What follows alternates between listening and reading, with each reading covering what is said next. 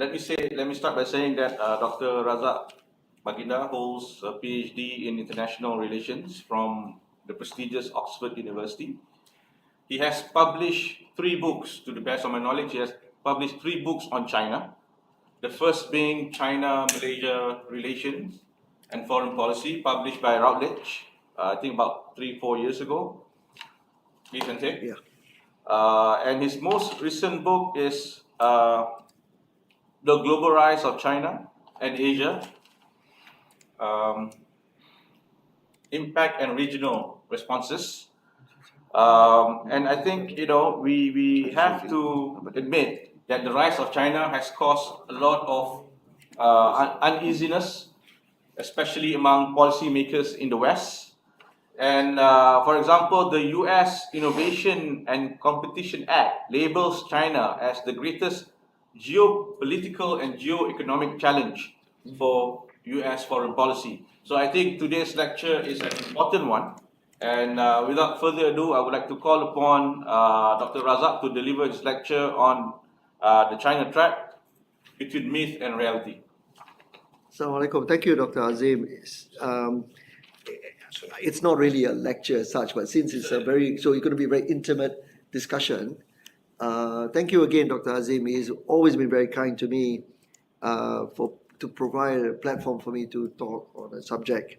I'm like someone who's not a roving ambassador, but someone who goes around who I like to share my views, which sometimes are quite different from the norm.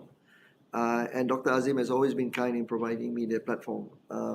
Actually, the latest book is this book. It's actually published by Palgrave and Macmillan. It's actually a updated version of my earlier book, which is also published in the UK. It's called Dragon Diplomacy. So Palgrave Macmillan was kind enough to, having read the first book, the book on Dragon Diplomacy, they wanted to upgrade it, but they gave me a task to make it more academic. So because the earlier book was more narrative, it wasn't really. So what I did was I spent about 6 months, 8 months to upgrade this book. So this book is more academic, befitting Palgrave Macmillan. But I'm actually starting on another book, Tak Ada Kerja. So when you don't have any responsibility, writing is always a good pastime. So anyway, today I want to focus on just the issue of threat, simply because there has been a lot of violations of our airspace, territorial waters by the Chinese, and I want to focus on that particular issue. First thing, as Dr. Azim said, if you look at the rise of China, it is undeniably one of the greatest phenomenon of the 21st century. And I just want to make 3 points about the 3 what I refer to as pertinent features of China's rise. The first is that it is not a rise; it's really the re-emergence of an imperial power. If you look at history, I can't think of any other imperial power that has come back with a vengeance. I cannot imagine the Greeks coming back, the Romans, and the whoever, the Sumerians, if you want, or certainly not the British. I mean, but China, with its imperial past, is now coming back. And I think that's the first point. So when people talk about rise, I always say, well, it's actually a re-emergence. And if you look at the decline of the Chinese, so much have been written about it. And I'm a movie buff, so I always focus on some movies. And there was a very interesting Chinese-made movie on the Opium War. I think it was in the movie. I think was in the 70s, 80s. But it focuses on the humiliation of the Chinese. And in fact, if you go to Beijing, interestingly, it's called Yuan Min Yuan, and it's just a stop after Peking University. If any of you have been to Beijing, go to Peking University. And one thing about just a footnote, one thing about Chinese scholars is that if you know them and they're quite open. And in my research in my book, I did go and visit a few scholars, And there's one center that's very good. I think it's called School of International Affairs or Relations. I can't remember, but I had some very good discussions with them. They're quite open, or there are parameters that they don't cross, but basically they're quite open and they're quite good.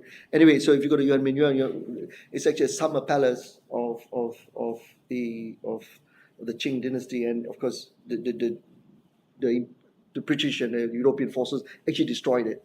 But what the Chinese have done is that to preserve the destruction. So if you go there, you can actually see the destruction. So to them, that's a constant reminder of the Chinese humiliation under the hands of the English. So to me, if you look at in the context of China, it really is phenomenal rise given the short period. The second point is that it's a very short period, the rise. If you look at the trajectory of imperial powers in the past, or how states move from one level of economic development to global status, it takes decades. But the Chinese took it almost just a couple of 3 decades. From 78, Deng Xiaoping, if you want to take that as a starting point, how they moved. But it was really it was only in the 21st century, early 21st century, they start to move very fast. I still remember, I don't know, some of you remember if you were looking at China when they were beginning to open up in the late 80s, beginning 80s, late 80s. A lot of Malaysian businessmen went there. And it's really interesting to talk to some of them who actually did business there. Pakistan, for example, was one of the earlier ones that went in a rather big way. And then there was this phenomenon, they talk, okay, before that, just at the point when they were rising, there was this almost fallacy that a lot of Western businessmen were thinking, my God, the massive domestic market. If you can, I remember there was an example of one pen. If you can sell one pen to one Chinese guy, billion, you can get that kind of sales, So that was a kind of early on mentality. And then it was talking about massive, and then Malaysian businessmen were thinking of, okay, let's set up factories there. And there was this famous refrigerator factory. I'm not sure whether it's Malaysian, but anyway. But what they found to their horror was that they have to deal with local governments. Okay, forget about that early stages. The legal framework wasn't there, So anyway, they went in and they have to submit all the plans. And next thing they knew, there's another factory. The same blueprint is being constructed by a local Chinese businessman, and they said mine is still being stalled, whereas they took lock, stock, and barrel and they built. This is the early days. But today, of course, it's all behind them. So amazing how they have sorted out the legal framework. They were very pro-business, pro-investment. They will look at Shenzhen. I don't know how many of you have ever been to Shenzhen. I was fortunate to visit Shenzhen in the late 80s. And my last trip there was just before COVID. And every time I go to Hong Kong, I would just go to Shenzhen because it's only about, can you imagine, it's only about 20-minute train ride. You go into there's a stand. I can't remember. There's a straight Austin MTR station in Hong Kong. You board that train. Next thing you know, in the border, crossing the border was so easy. 25 minutes, you're in Shenzhen, and the train opens, you're right there in China. Massive development. So just the period is just amazing. And the third is that, and then of course, if you look at the rise of China. One could argue, I think, in retrospect, that it reached its zenith, I think, with BRI, the Belt Road Initiative. Now you hear China. They don't talk about China declining. They talk about the slowdown in the Chinese economy, blah blah blah. But that's and then the Chinese also are quite wise. On a more on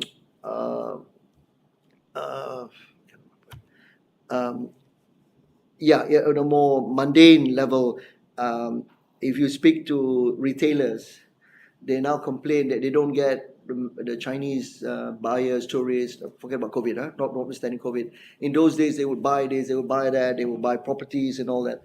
But as you know, the Chinese government has clamped down on that. They are slowing down the capital outflow of China So that I think is also a grim reminder. No, it's a good, if it's actually a prudent approach by the state, because they know that if it's unhindered, then money will be flowing out. It is a good bet. I mean, developers will complain that they're not getting sales as much as they used to. That's because the Chinese government is tightening up, which is good. The third point about China's rise is, of course, it's multidimensional. It's multidimensional. It's economic. Its rise is economic. It's got political influence, and it's got military power, and it's rising in its soft power. All the Confucius centers that have sprung out all over the world epitomizes China's desire to expand its so-called influence culturally. And then it's also using its soft power in terms of humanitarian aid. I mean, they are massive. The only thing is sometimes they don't get as much publicity as say the Europeans do, but they are massive in terms of what they do. They've got assets, that they can deploy, and that's good. Okay, so to me, the 3 points that I raise is, I think, sort of encapsulates China's rise. Let's look at the China threat in general. Before I look at China threat, let's look at threat perception in general, conceptually. It's always been my favorite subject. When one talks about threat perception, my immediate response has always been, whose perception? Because we do get lots of perceptions within a country, and you don't really know who's talking. For example, is it the state? Is it the leaders? Is it policymakers? Is it scholars, business people? Is it ordinary people? The reason why I say that is it comes to the fore in the case of Malaysia. For example, if you talk about the state, if you look at ministers, for example, ministers may be. My conclusion is that Malaysia practices M&M, not the nice chocolate, the coloured nice candies, but it's called muted and meek. Muted and meek. That's Malaysia's response to China. But anyway, I just sort of bring my conclusion. Reason is that you look at ministers. Ministers would be very meek in its approach, sometimes muted. And if you look at civil servants, you speak to the military, they're more gung ho. But so when you look at perception, who's talking and forget about Malaysians. If you look at someone looking at Malaysia, and you look at Malaysia's perception, okay, the military is like that, but the ministers doesn't say a word. So so how do you balance that? And the businessman says, no, keep quiet. Let's not worry about all this violation. But I just want I want the Chinese investments to come in and develop this and that or the other. So I think the threat perception is always an important thing. And then the other thing, of course, is that if you look at threat perception, and then they could be real, they could be perceived or imaginary. Sometimes threats are imaginary, that it's just not there, but they envisage a threat. It could be real, what I call, to borrow from a movie, Clear and Present Danger. It's a fantastic movie, Clear and Present Danger. Anyway, so for example, Taiwan, it's very clear that as far as Taiwan is concerned, China is a threat. And the threat is clear and present. It's a danger because they don't really violate. They have plans and all that. In fact, if I may, one of the books I'm planning to write before I kick the bucket is about looking at China and Japan. We all know that Japan is petrified about China. For historical reasons, blah blah blah blah. I think it's about guilt. The Japanese really messed up the Chinese for in the 1930s. So now China's on the rise. But then I'm now addressing this issue of, okay, if that is the case, is it really a threat? Militarily speaking, forget about economic and cyber security and all that. But is it really a threat? Because how do you envisage the Chinese a threat? What do you expect them to do? So I'm looking at a couple of historical war plans that have been thought out by countries that want to invade or attack Japan. One is War Orange Plan, which is actually an American plan to invade Japan. And then there's another one, which is actually the Soviets. The Soviets actually, during the Soviet threat to Japan, they had this plan of invading Hokkaido, and they had this kind of interesting plan, military plan, of actually invading Japan.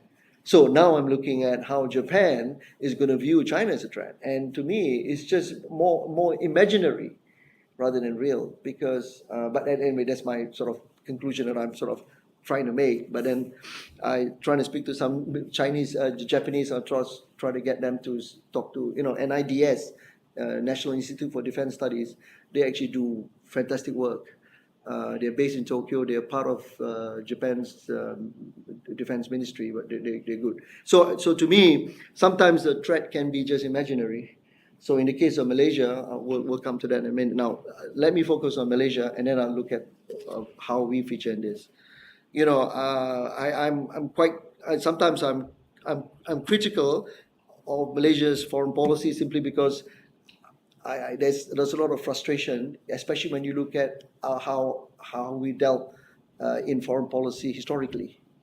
For example, any student of Malaysian foreign policy, it's very easy to look at Malaysia's history of Malaysian foreign policy historically, because it's quite, and you can put them in a very neat, ideological or framework. For example, we were aligned to the British, then we became equidistant during Tun Razak, and then Dr. Mahathir, I would classify his period as non-aligned. And then when Najib came, I foolishly or whatever, I said that we went one full circle because we went back to the Brits. We sort of, there was kind of leaning more towards the West during Najib's period. But now, how we summarize? We're everywhere but nowhere. We're everywhere but nowhere. In fact, I wanted to give a talk, but there's no takers for the Malaysian foreign policy, everywhere but nowhere. And then the recent fiasco over the visit to Dubai, I thought was just, that probably summarized the state of our foreign policy at the moment. We can't even get that act together. But to me, the footnote to that is, why on earth would we want to make it public? Come on, it's so embarrassing that we can't even organize the PM's visit. Come on, there's something wrong there somewhere.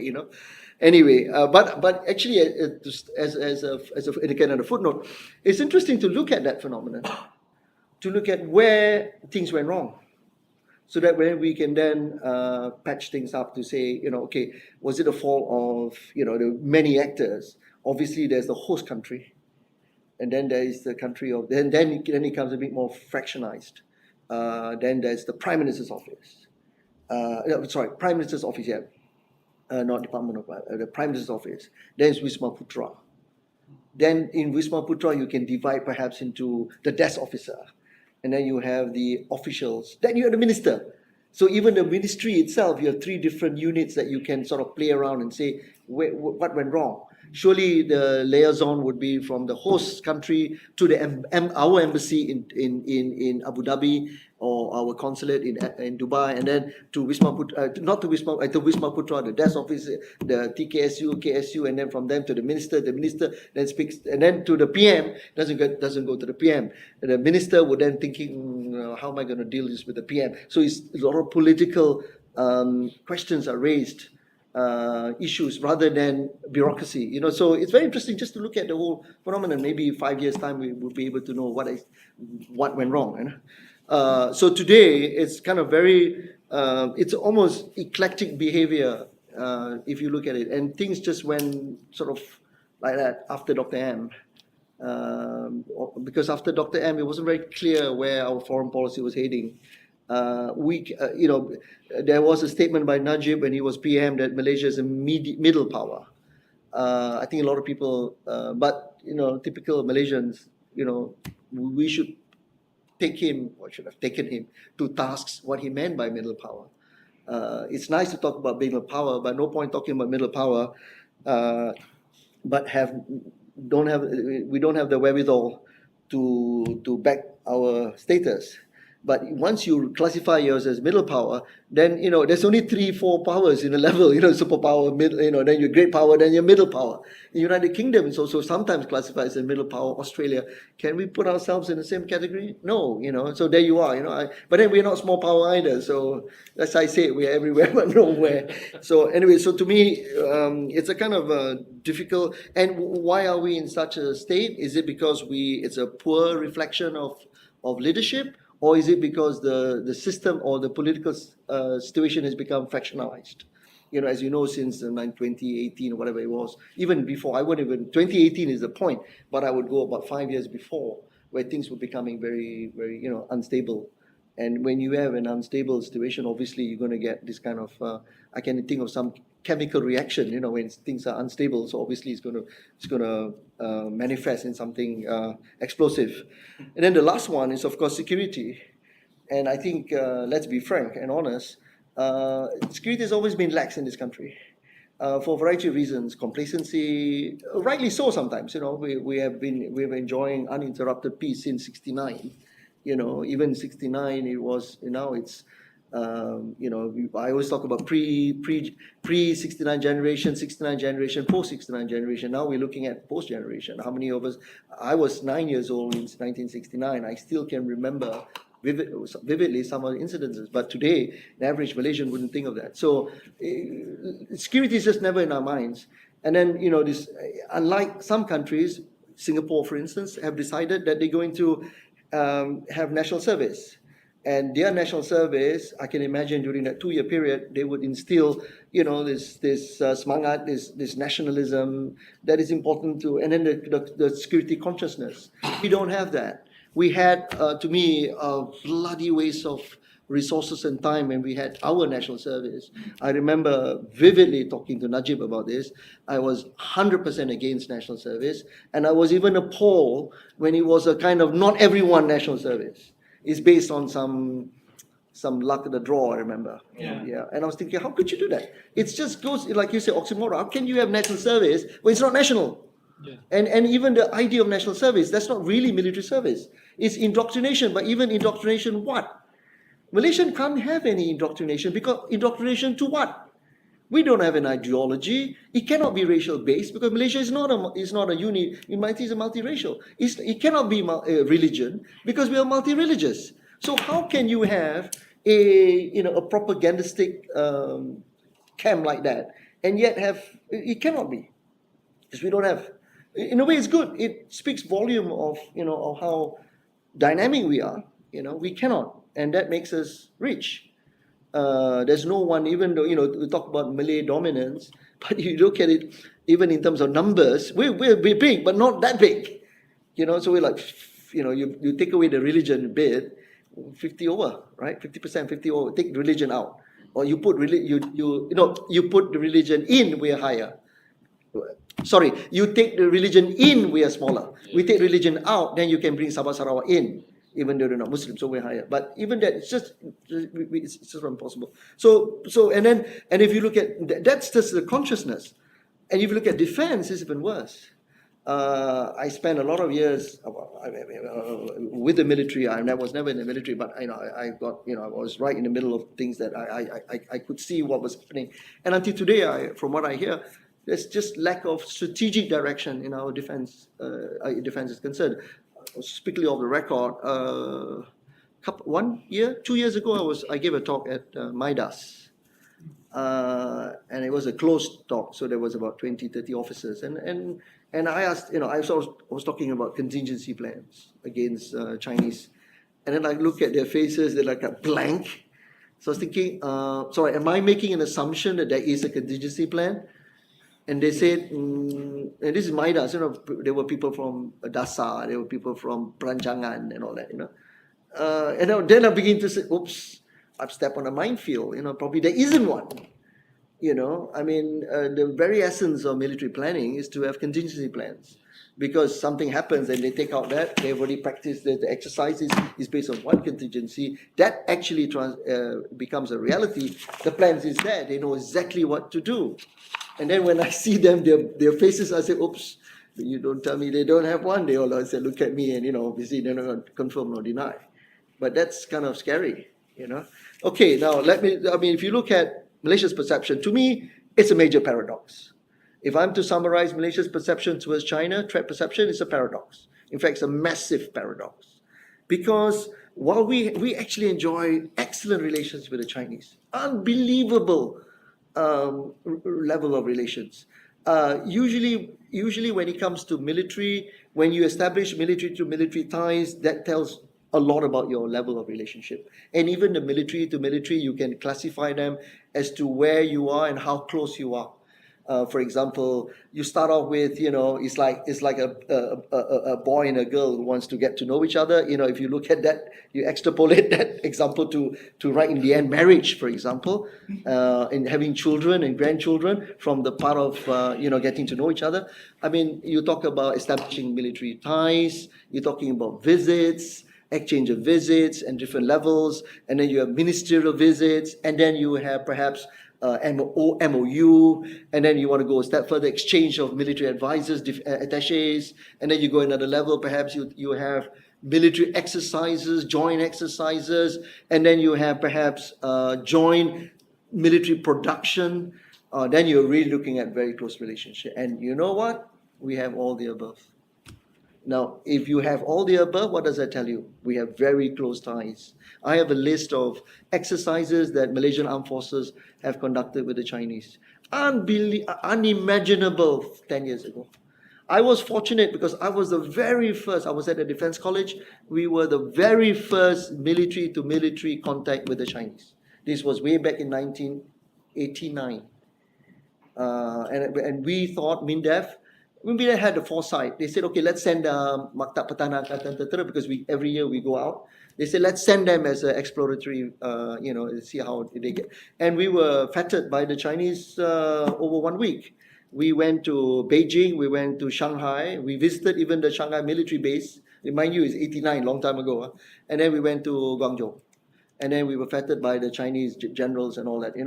I tell you, a lot of Peking duck. That was the last. I said enough of Peking duck in my life. And I tell you, the Chinese, hey, in '89 they know how to take care of you. Can you imagine how they take care of our people here?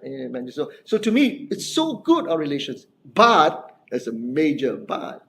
They continue to violate our airspace, our territorial waters. And according to AG's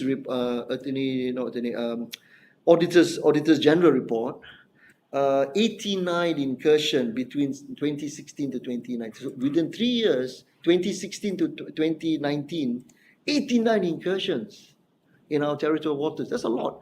And mind you, only 5 official protests by the Malaysian government. Imagine you have 89 incursions and only 5 protests. Diplomatic protests. Even that, I'm sure they call the embassy first. Hey, do you mind? Why don't you go through my draft first? If you're happy, then I'll send this out. I'm just being funny, but there you are. So why this is so? I think, as I say, it goes back to my concept about who's perceiving this threat. You speak to the military on the ground, they're very upset. But then they say, well, and this actually came out to play in the June 2021 incidents. Actually, in my book. About when the Chinese Air Force violated our airspace. And to me, this is the first time ever it showed to all of us that there's some frustration in the people from the people on the ground, the Air Force, and then there's some disconnect and this is actually a futile ground for study. So what happened was this: Chinese violated airspace. Our ground commanders sent hawks. And what they did was took photographs, plotted the route on the Chinese aircraft, and that was it. Okay, fine. I'm sure there's SOP for the armed forces. But something went wrong. I think the Air Force must have reported this, sent to, I would imagine, to DASA. DASA looked at it and says, KIV, okay? And then they says, hey, this is the guys on the ground. Air Force says, hey, this is important, blah, blah, blah, blah, blah. Ding dong, ding dong, ding dong. Went to the minister, I would imagine. Minister say, oh, let's just bury this under another file, And guess what the Air Force did? They released a statement to the public, independently. Why do I say independently? Because when I heard about it, I didn't believe it. So when I saw the actual thing, it's actually released from the actually the what do they call it? The public relations department of the Air Force. Why would the public relations department of the Air Force release to the public?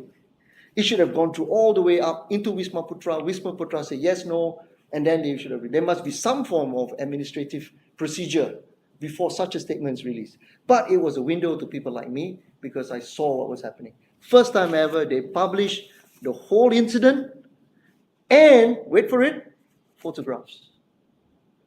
Their pilots must have. Any of you seen Top Gun? I was just quite good. So because a lot of people are watching Top Gun, say, nah, I don't want to see this. You know why I don't want to see Top Gun? I am so jealous of Tom Cruise. He's only 1 year old younger than I am, 59. and you look at him. My God, that's over 3 years younger. I said, my God, hey, look at me. Anyway, put that aside. Our pilots must have taken photographs because the is visually number one, and number two, more importantly, they actually plotted out, and this is where I thought was really strange. They plotted out the air, what do you call it, the path, the flight path, and which clearly violated on if they did not violate, we'll go into the layers of airspace violation, right? As you get into I think at this point, of course, the Chinese, and then what happens after that was even more amazing. When this statement was made public, our Minister of Defense, was it Foreign Policy? What's his name? Ishamuddin. I think it was Defense at that point. No, Foreign Affairs, if I'm not mistaken. But correct me if I'm wrong. One of the ministers said that we're going to call the ambassador. But strangely, I don't even know. I cannot get a confirmation whether the ambassador was called up. But the Chinese were very clever. What they did was they preempted it by coming out with their own official statement to say, violation? What violation? It's our space. And they said, but see, the thing is this, when you produce a photograph, you put the plot and it's official by the Malaysian government, you can't run away. You can't then say, oops, it's there, it's for public domain. And that means from the Air Force perspective, they violated. And it's black and white, huh? Because it released to the press. The Chinese says no. So with that documentary evidence, surely the minister must then say, hey, I must stand by my people.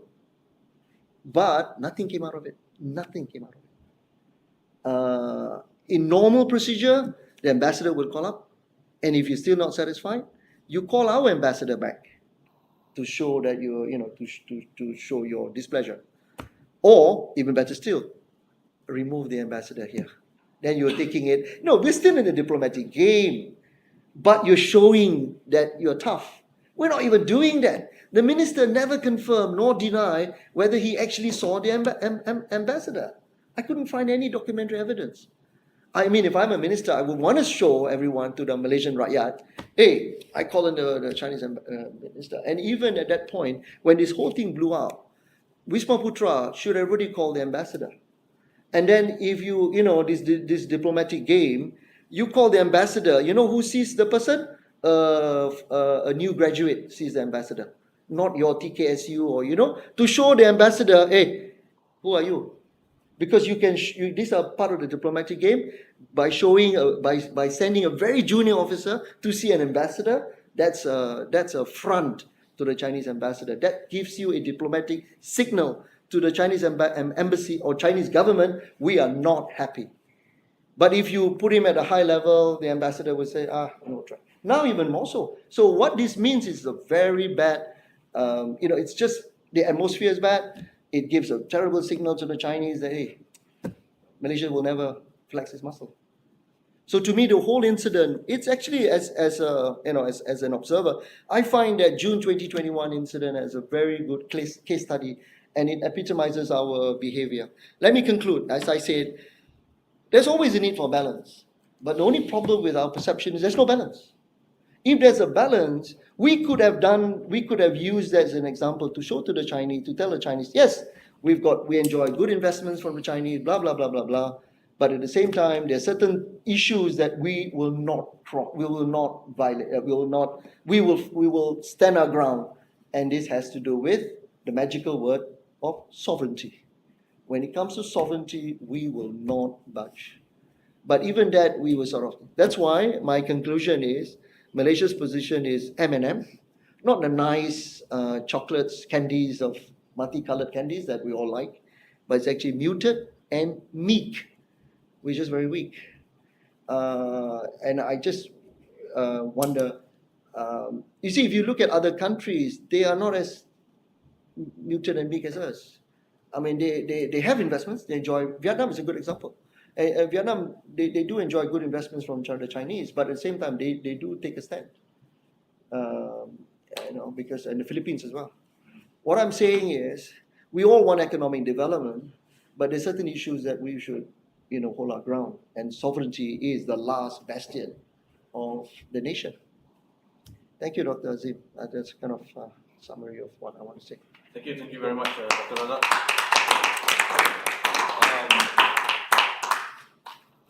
I think you have made three main points about the rise of China. Number one is it is not actually a rise; it's a re-emergence of China, and that re-emergence has happened within a short period of time and is multi-dimensional. So I think I want to shift our discussion to what is happening at the global level. Sure.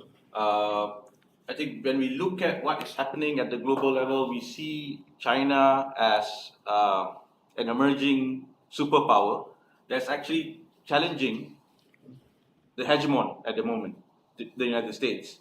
The United States has actually been quite wary of the rise of China. Because the rise of China is actually quite different from what happened during the Cold War. Yeah. The Soviet Union was not much of a threat in that sense, because the Soviet rise, or as a superpower, the Soviet Union was primarily a military power, but not an economic power. Whereas when you look at China, the rise of China is actually empowered by the United States. China has been given the most favored nation status by the Americans. And at the same time, the United States now is quite worried about where China will go, with this empowerment. So what is your view, insofar as international or global rise of China is concerned? Do you feel that China is actually a threat to the powers that be at the moment, i.e. the United States, or China is just another Japan, so to speak? That's a good point. The last point about whether China is just another Japan. In the 1980s, there was this kind of a similar the Japan threat.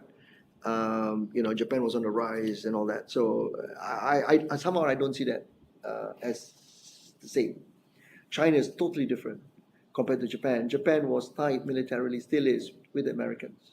So the idea of Japan as a threat to US is just not there, but it was more imaginary Japan, and it rekindles the whole, the Komodo Perry, and then plus the war and all that, So, but it's just, to me, it was just imaginary, but economic threat nonetheless. But the Chinese today is quite different, entirely different. And you can see the media backing up this whole China threat globally. I give you one example. They make a lot of fuss about the Chinese latest aircraft carrier called the Fujian, which is just launched. And they make a lot of fuss about it being the third indigenously built aircraft carrier, its own design. But there's a big but, you see. But if you just read that, the carrier catching up with Americans, not just catching up with Americans, challenging American military superiority. But my book clearly states that, hey, hang on a minute, this is the third carrier. The Americans have 9 carrier, I think there was 6 or 9 carrier strike groups.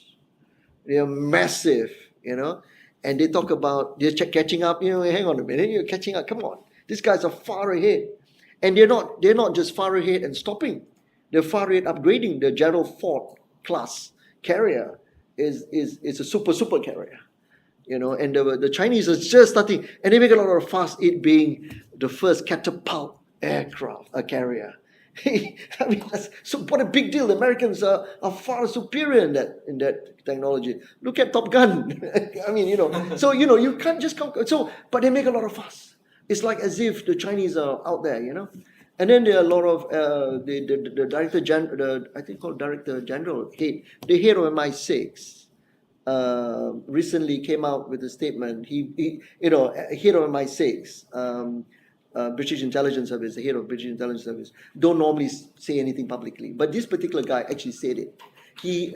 Richard Moore, he came out and said in a talk at IISS, was it Chatham House? Anyway, he came out and said that China is a threat in cybersecurity. He zoomed into cybersecurity. So they're shifting now that they say that the Chinese are investing heavily and in espionage, in espionage. So of course, being intelligence services, they are focusing on that. So to me, Dr. Azim, just to you're absolutely right. Their challenge to the U.S. supremacy is real, but there is in my book again I highlighted there is a racial element also. This is the first time a non-white country is challenging the white supremacy. I'm not white supremacy, not in the white supremacy in American domestic context, but and it rekindles the same kind of the yellow thread. It's highlighted in my book about remember those days they talk about the yellow peril. They talk about when the North Koreans invaded. When the North Koreans crossed the Yalu River in July 1950 in the Korean War, they regarded as they call that phenomenon as the Chinese horde. It's really derogatory, and you can see right from imperial colonization days, right until even now. The Chinese, the European powers, let's call it European powers, have been at the top, and the reason why it's kind of still palatable to many countries to accept U.S. supremacy, a unipolar world, is because it's still in the hands of our men. Now it's totally different. Now it's someone who you cannot control. Even ideologically, it's different. Culturally, it's different, and everything is different about China. So to me, the threat is real, and it's to them, they regard that as a major issue. How they're dealing it, to me, and they are dealing it. Sometimes China itself, obviously I'm not highlighting Chinese domestic problems, but there's also massive problems. I mean, you look at Alibaba, Jack Ma, for example. I mean, it's an example of a man who is right at the top, and they really cut his legs. I mean, they really cut him to size. I mean, he's already quite small to begin with. They really cut him small. I mean, one day he was up there, next day he disappeared. He literally disappeared for a while, and people panicked. And the reason for that, and I did my kind of digging. The reason for that, he got too big for his boots, and he actually made I guess it got into his head. I'm no psychiatrist or sociologist or psychologist or whatever, but I think it got to be in his head. I mean, have you ever Google him in some of his talks? Oh my God, he's like Yoda. Right? No, I don't. Come on, I never make fun of someone's. What I'm saying is that he feels himself like he's like the Justin Bieber in the cyberspace. Because he goes around, he talks, and the crowd are very. It's very like it's choreographed. It's like it's spontaneous. There's some element of spontaneity, but it's also choreographed. He goes there and everybody shouts. He's a bit like Steve Jobs. He sees himself as the Chinese version of Steve Jobs. But you may be Steve Jobs, but you're not an American. You're Chinese, and you don't challenge the supremacy of the CCP. And there's only one America. They're also in Europe. I remember this was during David Cameron. President Xi visited London. At that time, it was David Cameron. I mean, David Cameron milked the Chinese cow as much as he could. He invited President Xi to his local pub, had a drink, was all over in the press. So, I mean, he also wanted to, you see what I mean? People are saying, man, this guy's, everybody wants to dance with the Chinese. So you can't, and they also know that if you tell the Chinese off, you'll be the loser, because the Chinese will say, well, if you don't want me, it's okay. There's 100 other countries who want me, So that's part of the problem with Malaysia as well, So now the issue really is what's going to happen in the next 5-10 years, will the Chinese overtake the Americans? And to me, it is already fast taking over. Why? It's also the fault of the Americans. You see, the Americans, because of its democratic system, or at least it appears, because even the democratic system is, I pick and choose, huh? I pick and choose who you're democratic, and I pick and choose to hit you. And the Saudis, who are one of the great violators of human rights, you're my best friend. Some import African country, I don't like you at all because you have no interest to me, but the same, more violation of human rights in Saudi Arabia, but yet I hold hands with the Saudi prince. You know, lots of wonderful pictures of Bush holding hands, the senior and the junior Bush, all holding hands with American presidents. So because of that, the Chinese are just a very strong alternative. You know, they go around and say, okay, you want your money, what do you want, I'll provide for you. And a lot of countries are shut out from IMF, from World Bank, simply because they do not fit in their so-called profile. So if you don't fit in the profile, you don't have democratic right, blah, blah, practices and all that, who do you turn to? It reminds me of the Soviet Union in those days. The Soviets would just go around countries that are the pariah states. The pariah states, they just come and they just, Cuba is a good example. Cuba was one of the earlier on in my life, I was looking at Cuba. Cuba, when it became, when Fidel Castro marched in Havana, January 59, I mean, they really wanted the Americans, they wanted to look for investments. Che Guevara was many times a couple of times in New York, trying to get spoke to UN and then, wanted to get aid, but the Americans shut him out. They really shut him out. Not just that, they punished him. So, and here comes the Soviet bear, very happy to say, what do you want? I'll provide everything for you, sugar concessions, blah, blah, blah. And that's what, I mean, beer, sugar and all that. So today, China is everywhere. That's, I think, worrying for the Americans. Just one more point. I think the Americans are now trying to invest, maybe a bit too late, on people who can be their voice to fight against the Americans. I mean, I don't mind telling you the Americans don't like me. No, because every time when someone talks about a Chinese carrier, I said, hang on a minute, look at the American carriers. I look at the facts and I tell you what they are. And American, and they make so much fuss about the Djibouti first Chinese official offshore facilities, naval facilities in Djibouti. So much fuss in the media. But I say, hang on a minute, look at American facilities globally. They've got a rotational presence in Singapore. I was fortunate. I flew into Paya Lebar Air Force Base. This was about quite a while ago, but 10 years ago. 10 years ago. And I beg your pardon, even longer than that. Anyway, about 15 years, whatever it was. And I had to pinch myself and say, this is Singapore, because it looked like an American base. When I flew into Singapore, Paya Lebar, that means it's an Air Force base, huh? I could see at least 4 or 5 tankers, USAF tankers. I could see a whole array of American jets. I think it was F-16, I think. I cannot remember. They are US insignia. They're not SAF. It's USAF insignia. And they also have Sembawang Bay. Sembawang base. They have a rotation presence. This is right in our doorstep in a way. So the Americans can shout, but they're far ahead. But like everybody else, if you're the rabbit who is ahead of the race, you're the hare ahead of the race. Nowadays everybody know the lesson. You just make sure that the turtle doesn't catch up and you don't fall asleep. That's why Trump was good, because Trump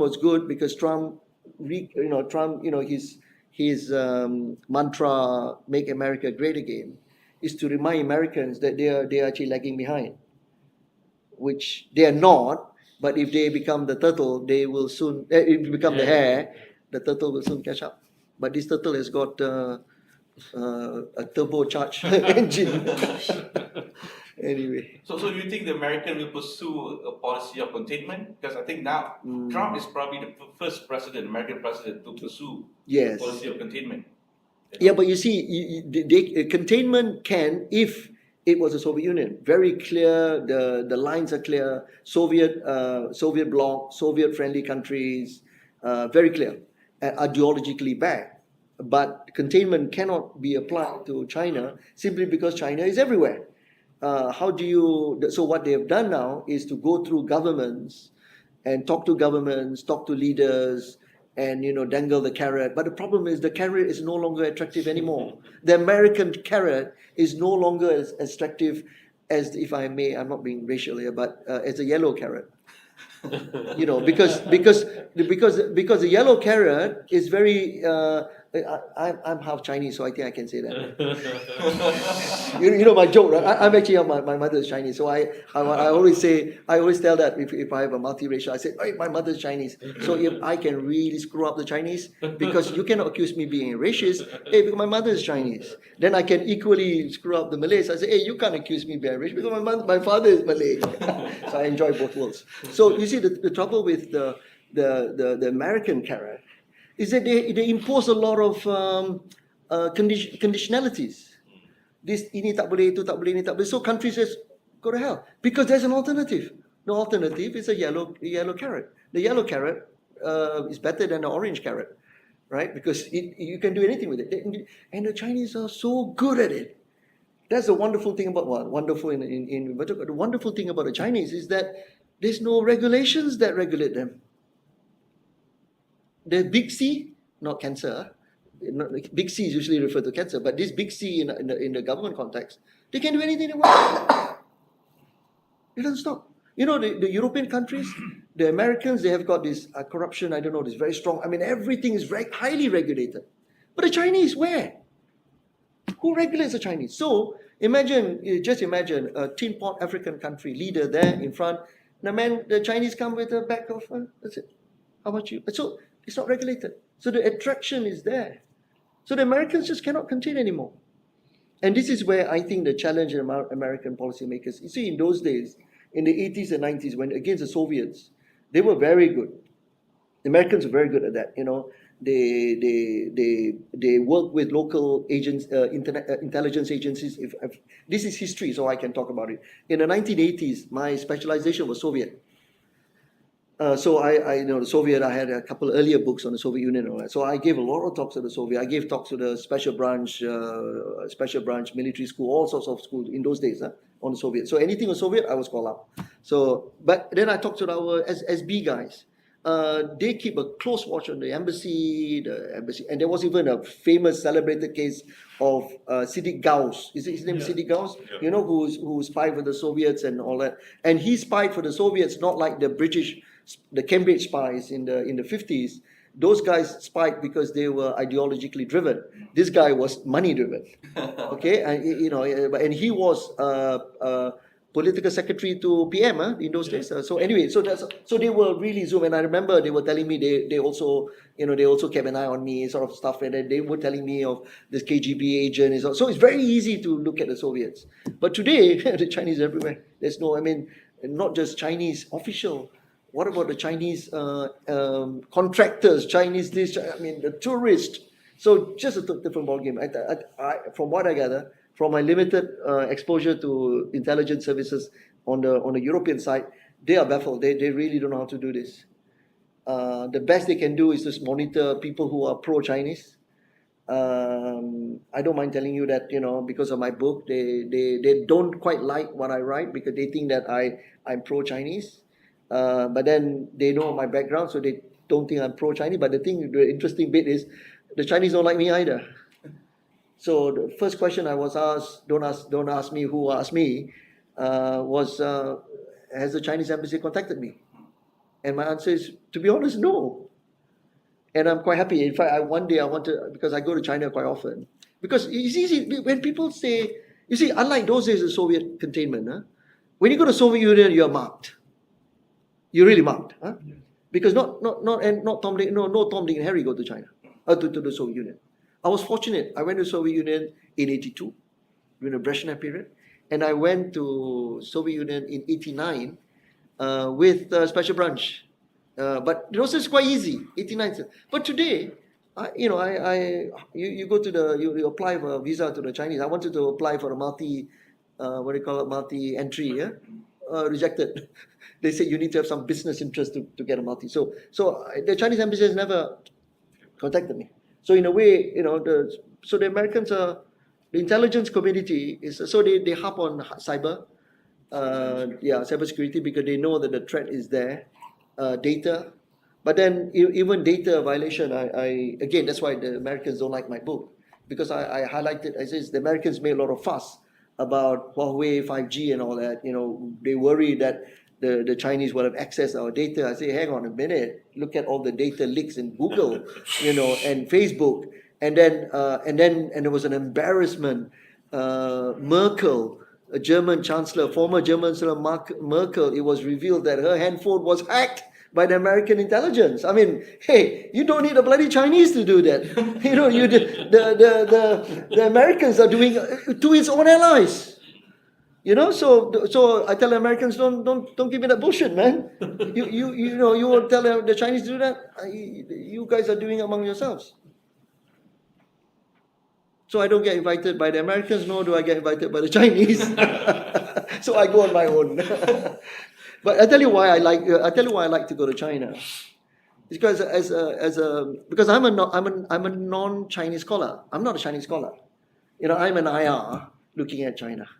A Chinese scholar would be fluent in Mandarin, knows the culture, knows the history very well, spends 10, 20 years in China. You know, I'm not that. So when every time I go to Beijing or China or join, I get a feel of China, and it's really amazing to get that feel, and you feel that you can see, you can talk, you can see, you know, the behavior, and you can talk to scholars. That's why every time I go there, not that I'm a Chinese intelligence officer. Okay, sorry. All right. Fascinating what you have shared with us so far. I have a three-part question. Oh, wow. Well, one is local, the other is regional, Okay. the other is global. First, the regional, which is my area of interest, Nusantara. Nusantara. What has transpired in Nusantara between China and Indonesia, especially, right, is similar to our own experience. You know, there were incursions as well. There Yes. were violations as well. In fact, it was also on YouTube and Facebook. The ships, the Chinese ships, and came into collision with the Indonesian ships and all that. And similarly, the government is being Double M? well, I suppose Indonesia is much more open as far as free speech is concerned and all that. But it seems like the same situation, they're facing the same kind of response. So I'm not sure about, at the point I want to ask is this, my first part of the question is, since many of these countries, right, in our Southeast Asia, Nusantara region, has not been voicing our concern about the violation of our sovereignty, as you say, right? Shouldn't we have some kind of a more united voice that is much more, when you have the numbers, is much more safer and more. So it's not Malaysian voicing it alone. It's not Indonesian voicing it alone. Correct. No, several countries are voicing together. They kind of like a Nusantara voice, Yeah. right? And the South China Sea thing, the Natuna Island, they are very concerned. So is there a Nusantara solution to this? So that would be my first question, right? The second thing, which is a minor thing, you talk about the national service. Interestingly, the Swedish scholars, whom we work together with, they came and visit us, and then they look at our national service. They were impressed because, well, they are Swedes, right? Peace-loving Swedes, right? Yeah, Although yeah. now they are joining the Yeah, NATO alliance, which is yeah. another story there.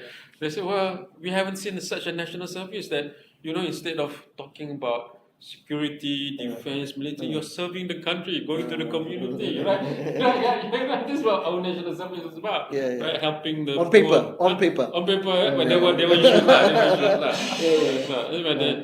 They like a Sure, lot of sure, things sure. that we are doing about Sure. building stronger institutions, Sure. stronger ties. Even they were even impressed with our kursus kahwin. Now we have Oh, yeah. premarital True. workshops, right? Yes, Before yes, you get yes. married, you got So I to heard. attend. They were very impressed with that, the Swedes. So there's a different, like you said, it's rich because, and like I was saying that we have this system of systems, right? And that is actually a reflection of our ethnic relations Sure. because that's why we have different education systems. We have system of system. So we do not have assimilation like Indonesia. We have assimilation. Sure. Right? Hence we have problem with bahasa and all that, right? So the conflict is part of the richness. The tension is part of the richness because we have this system of system, right?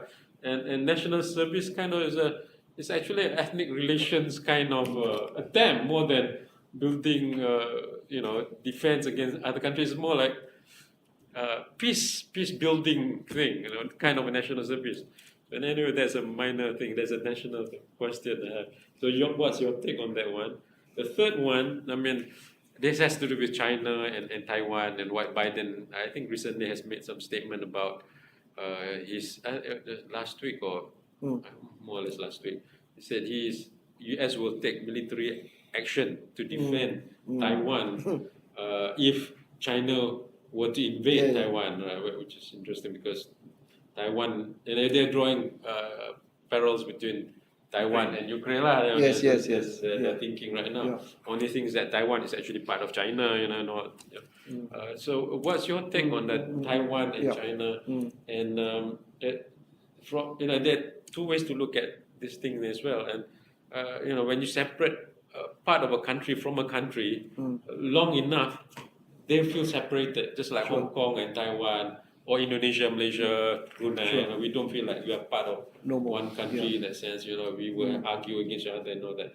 So what's your take on that? So there's three things. Yeah, let me address the last bit one. The Americans have come out with all sorts of statements. Yeah. Because don't forget, there is the Taiwan Act. As you know, US for a long time recognized ROC as a legitimate, that's why ROC was at then they 78, 79, they had a clean break. So, but then they replaced that with the Taiwan Act. Basically, it wasn't what we call a tripwire concept. Tripwire concept is when the minute Taiwan security is violated, sovereignty is violated, you don't think about it. You just intervene. NATO had a tripwire concept. The minute they cross the line, they intervene. But that was absent. So the American response is very vague. So from time to time, US presidents have come out to reassert that confidence. It's twofold. One, confidence to the Taiwanese, and the other one is a warning to the Chinese. So depending on the level of relationship at that particular point in time, US president will come up with such statements. You mentioned Biden making that statement to reassure. But if you want to go one step further, you say, okay, what are you going to do? What exactly are you going to do? Because there isn't a plan. There's no US military presence as such, unlike Japan.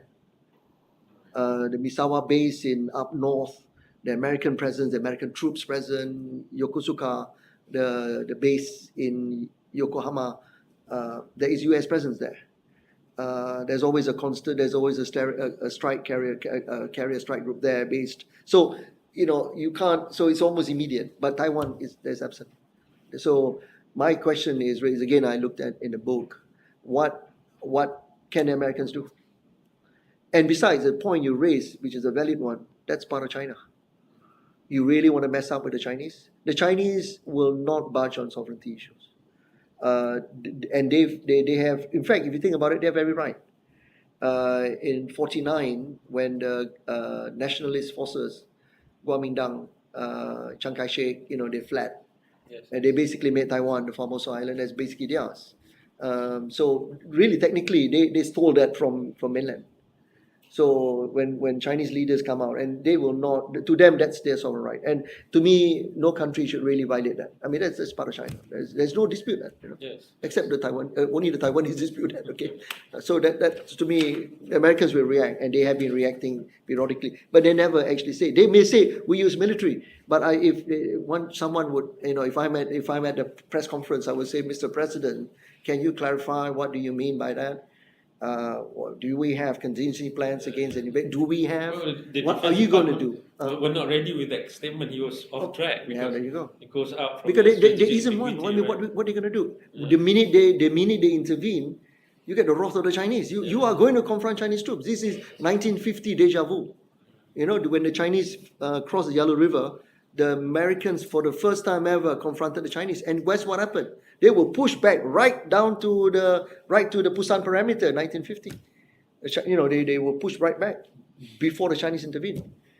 So it's a different ballgame. National service. Yeah, well, I mean, the Swedes are impressed with me. I mean, the Swedes, you know, I mean, I think they're just being polite to all of you. You know, I mean, honestly. I mean, I always joke with the Swedes. What do they have? Right? They only have IKEA. IKEA is Swedish, right?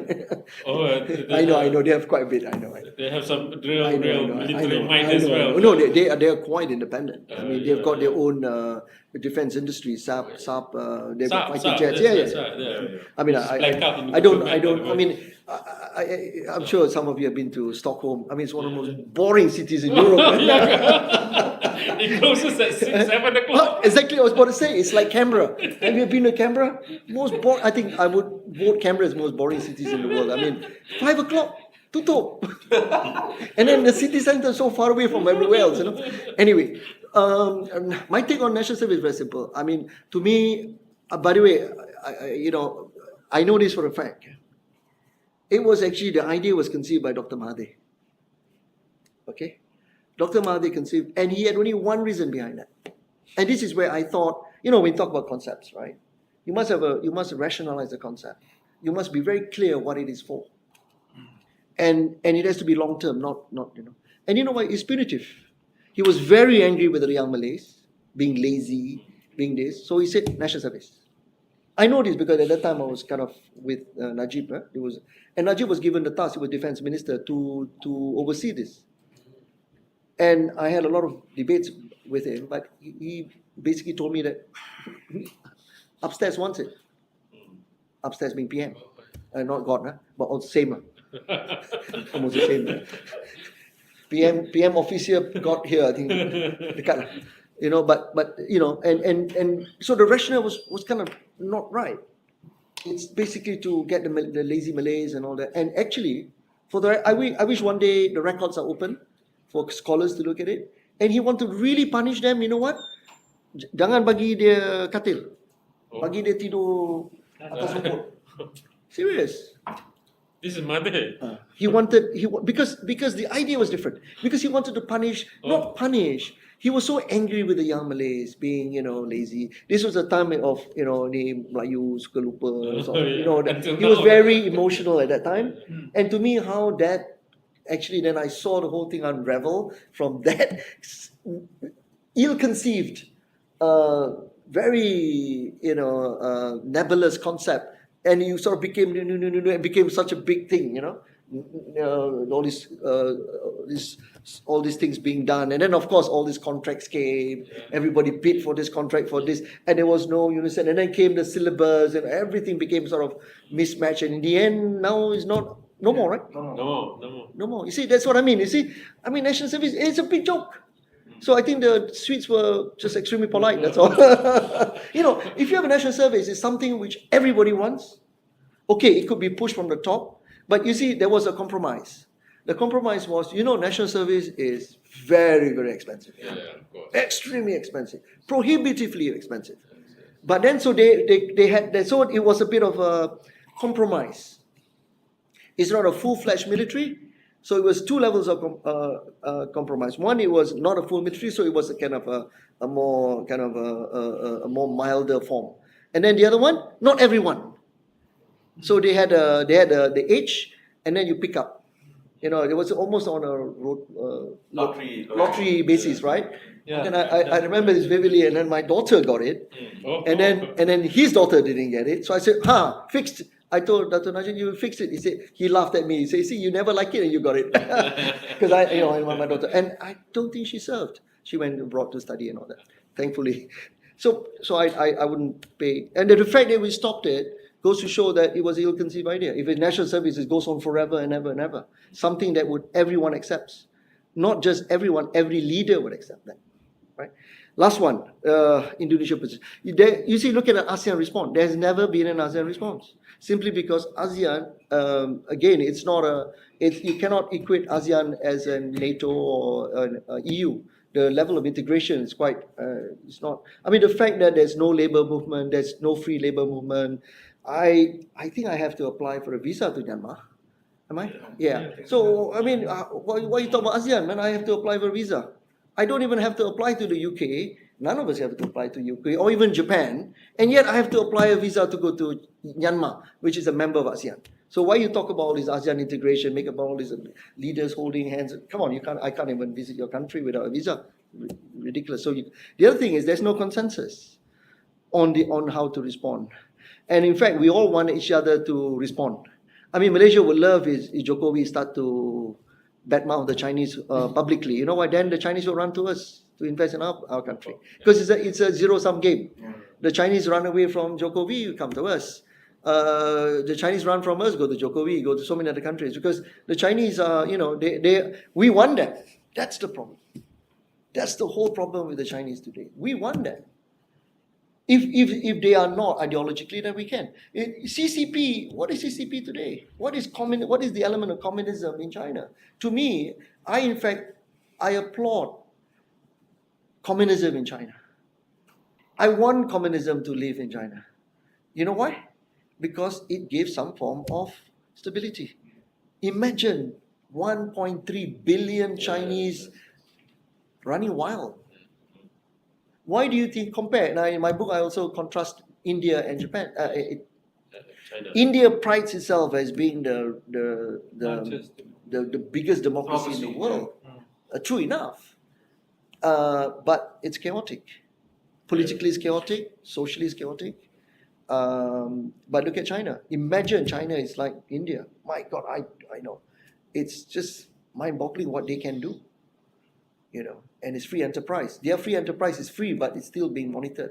A lot of the large state enterprises, all these all the top Fortune 500 companies, a lot of them are Chinese companies, but they're all state owned, still state control. Imagine if they're run amok, man. The Chinese, I mean, I hear I'm being maybe racist, huh? The Chinese are wild. Wild because to me is the entrepreneurial spirit. Entrepreneurial spirit means freedom to operate without regulations, preferably without law, right? So imagine if you are given that sort of latitude in the world. That's why they love to go to Africa, because in Africa the regulations are weak, institutions are weak. They can run, they can do wonders, and they are doing wonders. I am planning to visit Tanzania.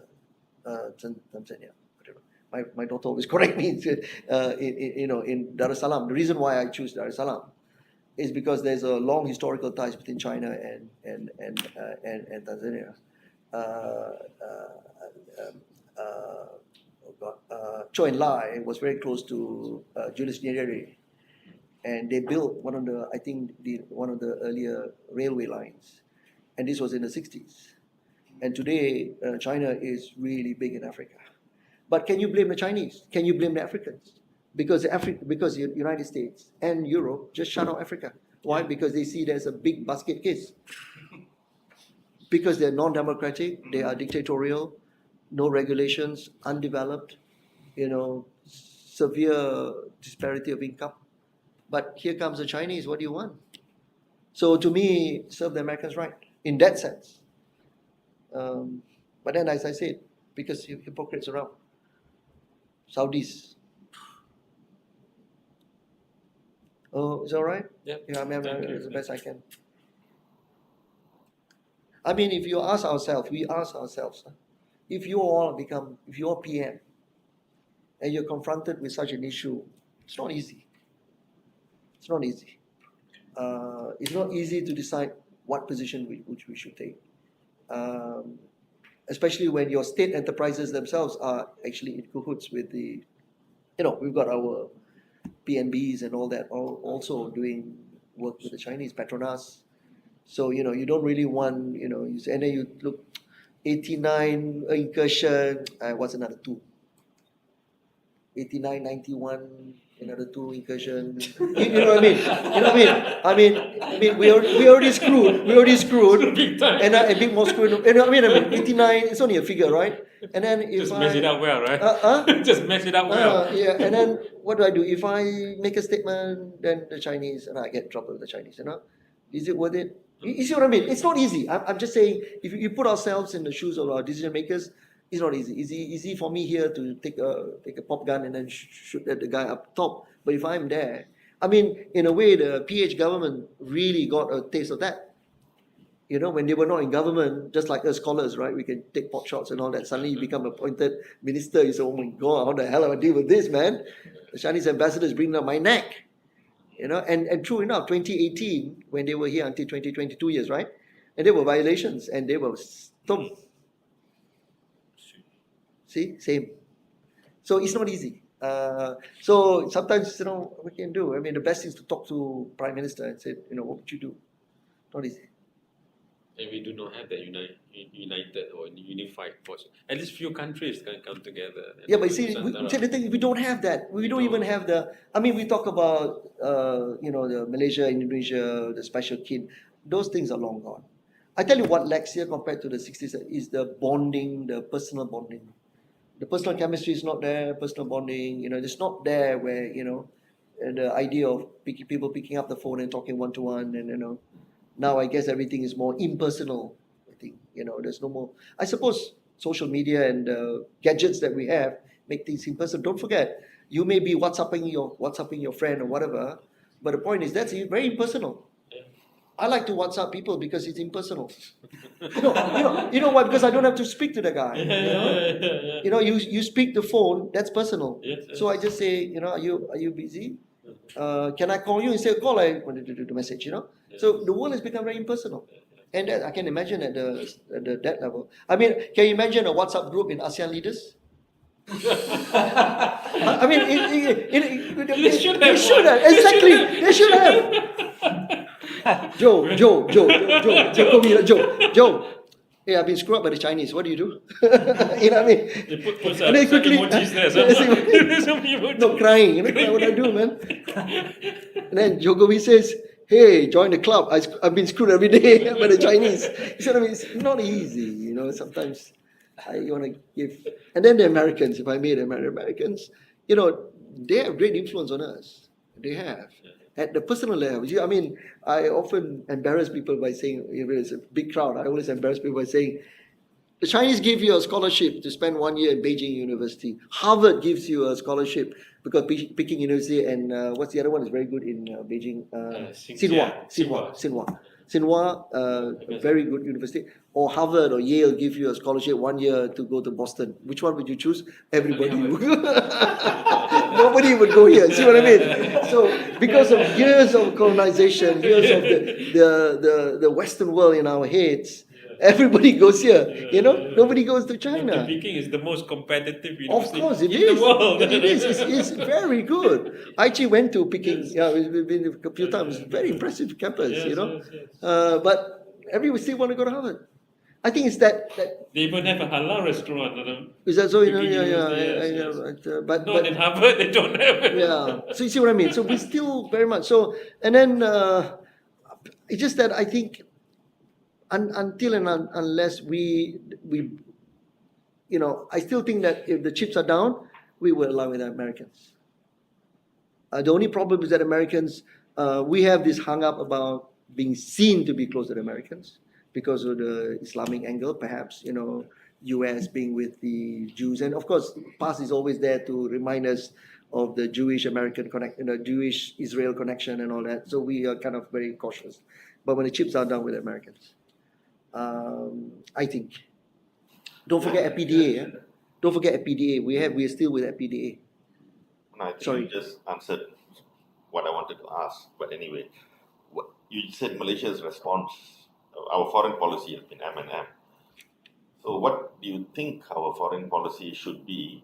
Being, on one side we look at China for business, more economic, and we're willing to tolerate some of the incursions.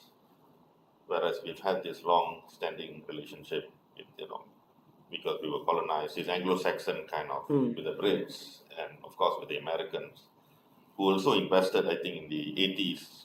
If you look at Penang electronic industry, and Yes. there's been a lot of American companies. And if you look at the region, I think Singapore, they have probably the only country in Southeast Asia who has actually stood up to the US, being a dot on the map. The smallest country in the region actually has stood up to the Chinese. To Chinese. The Chinese, yeah. The Chinese. Yeah, they did recently. They did. Yeah. And so, Mm. Singapore's foreign policy, they have an active American military Yeah. base, but at the same time, I think business-wise, they're also close to the Chinese. In that sense, they seem to have a more clear Yeah. foreign policy compared to us. Yeah. And could it be also because our foreign policy is a bit messed up because of the stable government within? True. You had Hishamuddin, his gaffe with calling the Chinese foreign minister my elder brother, looking like an absolute fool, Yeah. And then now you have another foreign minister. Our foreign policies, and I think within Wisma Putra, there's also a bit of unhappiness among the diplomats. The recent Dubai incident, I think filling up ambassadorial positions. So within Wisma, there could be a lot of discontent as well. So could that be an internal reason for our, kind of uncertain foreign policy or kind of a confused foreign policy? Yeah. Some I mean, I can't but agree with all what you said. The difference with Singapore is that even though it's balancing, but it knows exactly what it wants. It's undeniably pro-West. Yeah. And because it's anchored in pro-West concept, it's not too worried about what it does to China and the impact on America. So they can dance and sleep with the Chinese at the same time with no severe repercussions on Americans. They're very clear. The Chinese scholar at NUS, was it NUS or Nanyang, who was sacked of some issue about a couple of years ago. I mean, that's very clear. You're right. The Singaporeans will stand up to the Chinese because it's very clear where it stands. So to me, that's what Malaysia is lacking. We can have all these, different personalities, ding dong, but we're clear what we want, and our partners know exactly where we are. So we are, and then whatever the atmospherics are at any particular point in time, our partners know exactly where we stand. And because of the close relationship we have, and this is where maybe it's lacking, the personal-to-personal relationship, whether it's the KSU or TKSU level, or even at the ministerial level, then there's no issue. Okay? But in our case, we don't know. I mean, if you ask me where we should be with the Chinese threat looming in that sense, call me an Anglo-Saxon supporter, but I think we're kind of safe there. Because you know why? It's stable. It's been there. The only problem is that it doesn't guarantee a lot of things because it's weak. Americans, we're not tied to the Americans. We are with the British under FPDA a little bit, but the British is no longer as powerful as it used to be, So we're not tied to the Americans either. So that's where we kind of, the Singaporeans on the other hand, is anchored with the Americans. So it has got more latitude, flexibility on how we can do because it's very clear with the Americans. I wish we could do one way or the other. Or if we want to be a maverick, but then there's also continuity. We all know in the Singaporean case, we don't care who's at top. They have their strategy, their strategic interests remain intact. Whichever clown is up there, it remains intact. Okay? In our case, whichever clown is up there, the circus changes. The act changes. That's the problem. If we have a very clear direction, the circus, we have 10 acts in our circus, that remains. Whichever clown is up there, no matter. It remains there. The problem is in Singapore, that's what happens. Very clear. But we don't, we change. I mean, look at our education policy. Every minister come tukar. So you can't blame the system being screwed up because everyone changes. But this is where, again, I come back to one point. Our civil, those days, Tunku Rahman, Tun Razak, Tun Hussein, those are, I'm not being derogatory. Those are clowns. But the circus remain intact. You know why? Civil service very strong. Service was strong. I don't blame anyone, but during Dr. Mahathir's period, he shifted the balance of power from the civil service to Private. not also private, to the Prime Minister. To the politicians. So the Prime Minister decides, and then everything changes. In those days, you have the clowns there, everything remained the same because it was solid. Now our civil servants, I don't blame them because their attitude is, tunggulah dia 1 bulan nanti dia tukar, lain kita tunggulah. It is true, things are so unstable, which is a Especially pity. education, right? Huh? Now the civil servants now, kind Yeah. of want to be close to the politicians or the minister because they want positions, they want titles, Yeah, but you see, directorships. Extension, no? Extension. extension. You see, what I don't understand is this. You see, we understand the patronage system. We understand the patronage system, how it works. It works in the UK as well. But you don't give ministerial position as part of the patronage deal. Don't. That's important. That's too important. Patronage you give. Bagilah Tan Sri, Dato lah, inilah. Nak bagi contract. But don't touch the ministerial level. Because of the different coalition, and every coalition head has to be rewarded. Yesterday I heard because Zuraida is to be retained by the PM, somebody said, oh, you use UMNO allocation for Zuraida, don't use Bersatu allocation. We want Zuraida out because we want Bersatu allocation. So we want Zuraida to be replaced. You want that, you take. So that basically summarizes why we are such a mess. The Prime Minister, we all know this, the Prime Minister really has very little power in appointing who. Because if you're my coalition partner, you as head has a right to tell me which minister you want. You put a clown there, I have no choice. I have to accept. The recent statement by somebody with Bersatu, it actually summarized all that. Basically telling PM, you want to keep Zuraida, you use UMNO allocation, don't use Bersatu allocation. We want Zuraida removed because Zuraida has changed party. Yeah. See? So to me, come back to this. I mean, that's the problem with us. I would, but then the problem is there's no consensus in this country. We lack the consensus. Where do we go? I mean, we even lack the education policy. We don't have a clear. I mean, I'm sorry, but last week, somebody came out. One of the ways to fight corruption is to instill a new course, compulsory course in the university. I mean, oh. I mean, to fight corruption, you devise a course. As if this can be got rid of by attending lessons. I mean, where's that logic? And yet, it's a statement. And whole and behold, in the next few weeks, few months, I'm sure the new course will come up. It'll be. Yes, I mean. Next Someone semester will get again. an opportunity to develop. I'm sorry, but I wish we have more. So you sort of briefly mentioned, you said Indonesia is more open. Yeah. In a way, I wish people would come out and say, hey, this minister, shut up, it's stupid. Come on, don't even think of it, it's a stupid statement. So don't take it a step further. Kill it at that level. Yes, Because- as the last university to have that course introduced, by the way. No, but my point is, You have the whole idea itself is ridiculous. But why does it progress from just a statement?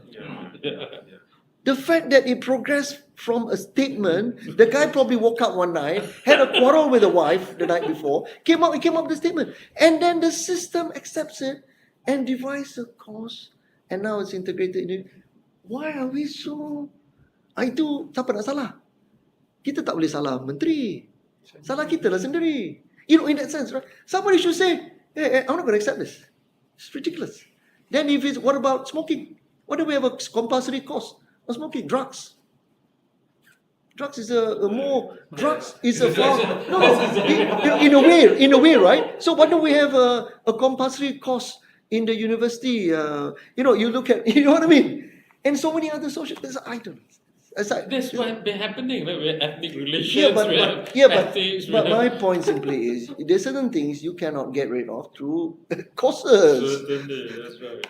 Unlike, you want to send them to concentration camp, yes, maybe. See, one of the other sad things some of the stupid things being said out there by the ministers. in the old days you would hear scholars speaking up Yeah. Yeah, and backing the government yeah. pretty much. Now you don't see, you see there's a muted response from scholars. Mm. There's no this kind of, Mm. I haven't sat down in a discussion like this in the university, very frank, open scholarship. There's that kind of scholarship doesn't exist. Mm. You look at all our penganalysis politics in the news, Apple politics. You mean the public? No, our university. Yeah, I know, but the public, the people goes on TV and The all that. so-called public intellectuals. No, you look at all these wawancaras, whatever Ah. you may have on TV, interviewing penganalysis politics. Everyone's become a Your penganalysis friend politics. included lah. Yeah. I think that's always very You only have apple polishers. Apple polishers of the government of the day. You know, they are packaging their words in fancy Malay Yeah. to say what the government is doing is great. So there is, from the scholar's point of view, we don't have a pressure group anymore. Mm.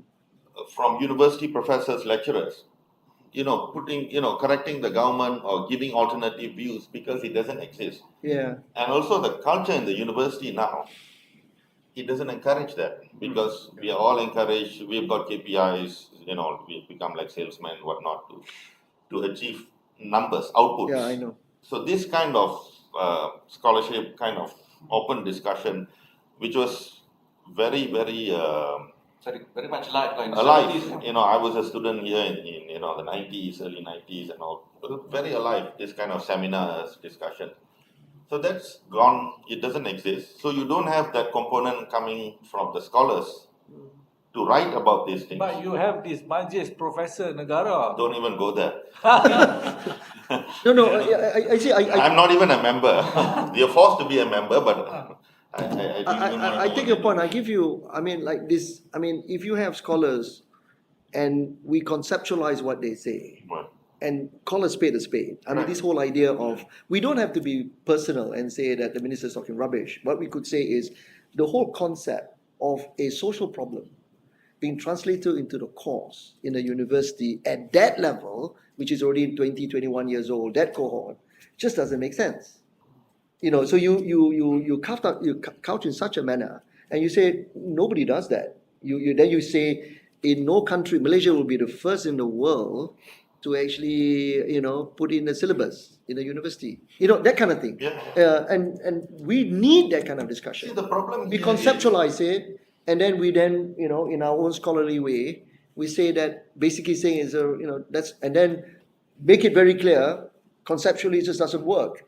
And I don't think we should take this step any further. And then people, we need brave people to come on and say that, and then everybody would then. No, the issue with being brave is also because I don't blame the universities because there's too much of control from the Ministry of Higher Education. They tend to dictate. So the Vice Chancellor here has no choice. He's just been thrown down with whatever they need to do. And he doesn't have that maneuvering kind of Yeah. room to maneuver. Yeah. And hence he passes down that orders to the lecturers, individual lecturers, and we are all Yeah. the culture within the civil service, in those days we used to be called to, I work with drug users. You've been called to talk on, to advise government on. Yeah. Now you go and you tell them what they're doing is wrong. You are not invited the following meeting because all they want is to have on their meeting list several professors who are part of this panel. But you just put one curry puff in your mouth, drink teh tarik, and not to everything they say, they will invite you again. Yeah. If you point out and say what they're doing is wrong, next meeting you are out of that committee. Hence, we publish our work in a lot of international journals. But in terms of how it's translated to impact here, nothing is read by the civil servants to Yeah. implement. Even if they call you to come and have calling you to come and talk like this, no one would take what you're saying because if it's against what they believe or what they're already doing, then it doesn't work. So there's this whole jarring of too much of federal control. Yeah, but it also goes back to the way our education is being. We're not encouraged to think. That's unfortunate. This is one of the biggest. We actually have that course as well. We have thinking skills course. Critical thinking, compulsory. That was in the 90s kan. Yeah, it's okay. Critical is still around. I had to take it. Apa ni, angsa putih, angsa hitam. No, in fact, in school also they have introduced kebat. Kemahiran berfikiran aras tinggi. Yes. Kita worse lah. I think. Kita Ya, apa? And then angsa when putih, you angsa question, hitam. they won't. They say, I remember once when my daughter was at school, in one government school years and years ago. She pointed out to me that in my own personal, I like Napoleon. I'm kind of military historian amateur, so I like military, and I know all my dates quite well. So I know in 1815 is Waterloo, 1812 is when something like that. Now I get all mixed up. Old man now. 1812. So anyway, the history book was wrong. So my daughter said to me, "Is it wrong?" I said, "Yeah, well, obviously it's wrong. The date is wrong. 1812, 1815, whatever." So she went to the teacher. Teacher said, "Duduk diam cukup." You know, so and it's historical wrong. It's like, I mean, it's wrong. I mean, if it's wrong, it's wrong, right? I mean, if it's a fact, it's a fact. We know that independence is August 31st, 1957. If somebody puts 28 August 1957, it's wrong. Yeah. Right? So this one was like 1812, 1815. It's the 2 years that you don't run away from these two dates in as far as Napoleonic campaigns are concerned, you know. And they ran away from that day. But diam, you know. But the whole system just doesn't encourage you. I must admit, I've always been very critical, simply because I was privileged to have gone to UK when I was 13 years old. So when I went to school in 13, I can't remember it was social studies. Imagine 13 years old, social studies. And we were encouraged to think. We were talking about, you know, society at the age of 13, you know, and so it's like this discussion. So I grew up in that sort of environment. And then people tell me that here, we are not allowed to think. And we are this is the total sum of the whole system, but there's no turning back in a way, because it's already molded, and I cannot see that system being changed. Yeah. However, you hit the nail on the head. At a scholarly level, we still can do it, you know, because we still can think, and you know, we are allowed to exercise our mind. But I suppose fear. You know, unfortunately, fear and the fears. So I'll give you one just simple example. When the minister makes a mistake, I don't normally blame the minister. I blame the staffers. There was an incident recently when the minister made a mistake in a speech. Can't remember which one. PM. Which one was that recently? Banyak sangat mistake. I can't remember. Banyak sangat. There was one, and recently PM read. In fact, my staff was, my office staff was telling me, not even, you know, it's like he was telling me, dia tengok Ismail, the PM reading satu perkataan, dia baca pun tak betul. In Japan, in Tokyo recently, he spoke in Malay. He spoke in Malay and he couldn't pronounce the word. So, and I was telling him, because nowadays nobody listens to me except my driver. Got no choice, he's driving me. So anyway, I was telling him, see, the thing is, a staffer, say a speech, and a major speech. This is a major speech. Nikkei Asia annual conference, very big, you know. A lot of Nikkei, right? Nikkei Asia, Nikkei, very big. So PM gave a speech. That's an important speech to make. Fair enough. You want to speak in Malay, you want to speak in whatever you want to speak. But go through the speech first. You know, make sure you understand. Make sure you know the words. A good minister, before he delivers a speech, reads it a day before, the night before, the morning. He has coffee, he reads it. The word he doesn't understand, he calls up. You know, he makes sure he knows, he goes through it, and then delivers a speech. Okay? I don't think that happens. And then the staffer should make sure that, you know, don't give him, you know, if you are a clown, don't give him a PhD thesis to read. I don't blame him. No, I don't blame him to be a clown. Fair enough. But make sure it fits a clown.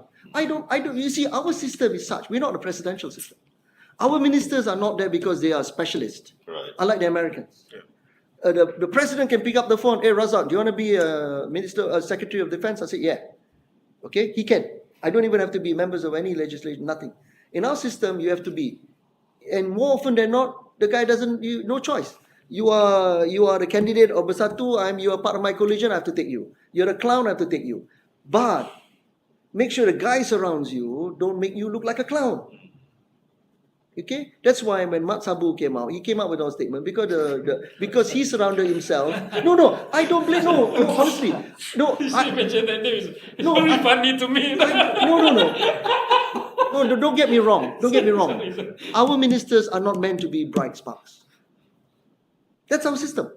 Take it. UK system is shit as well. You know, all the ministers, they're not that great either. Okay, but they're not because they are the same system as ours.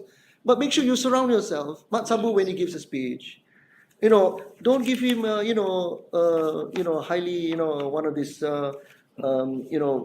fantastic speech, and the guy struggling. You give him very simple words. Don't give him a 30-minute speech. Give him 15-minute speech. Simple.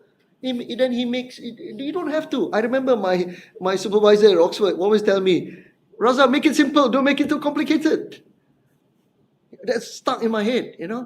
Don't use bombastic words. People don't understand. Use simple words. Now, and then all these speech writers want to impress them. Give him.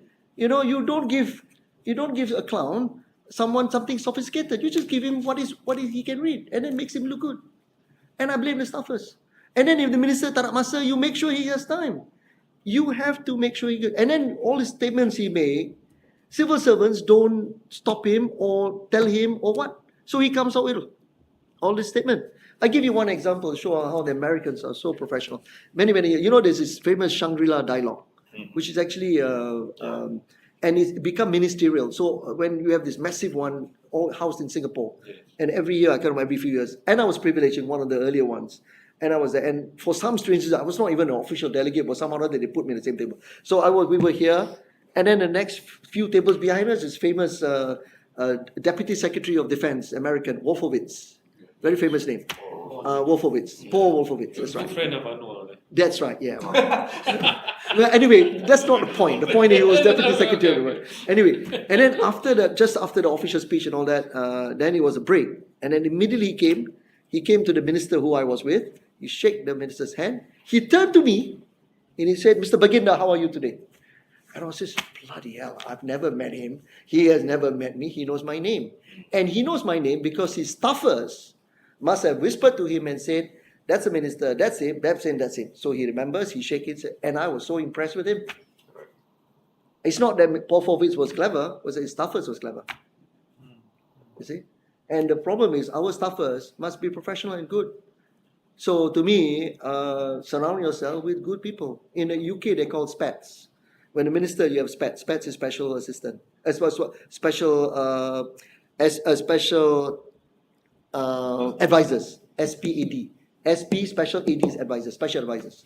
And they all are We have SPAD as well. SPAD as well. They call it SPADs, and these are very, these are capable people who make sure the ministers look good.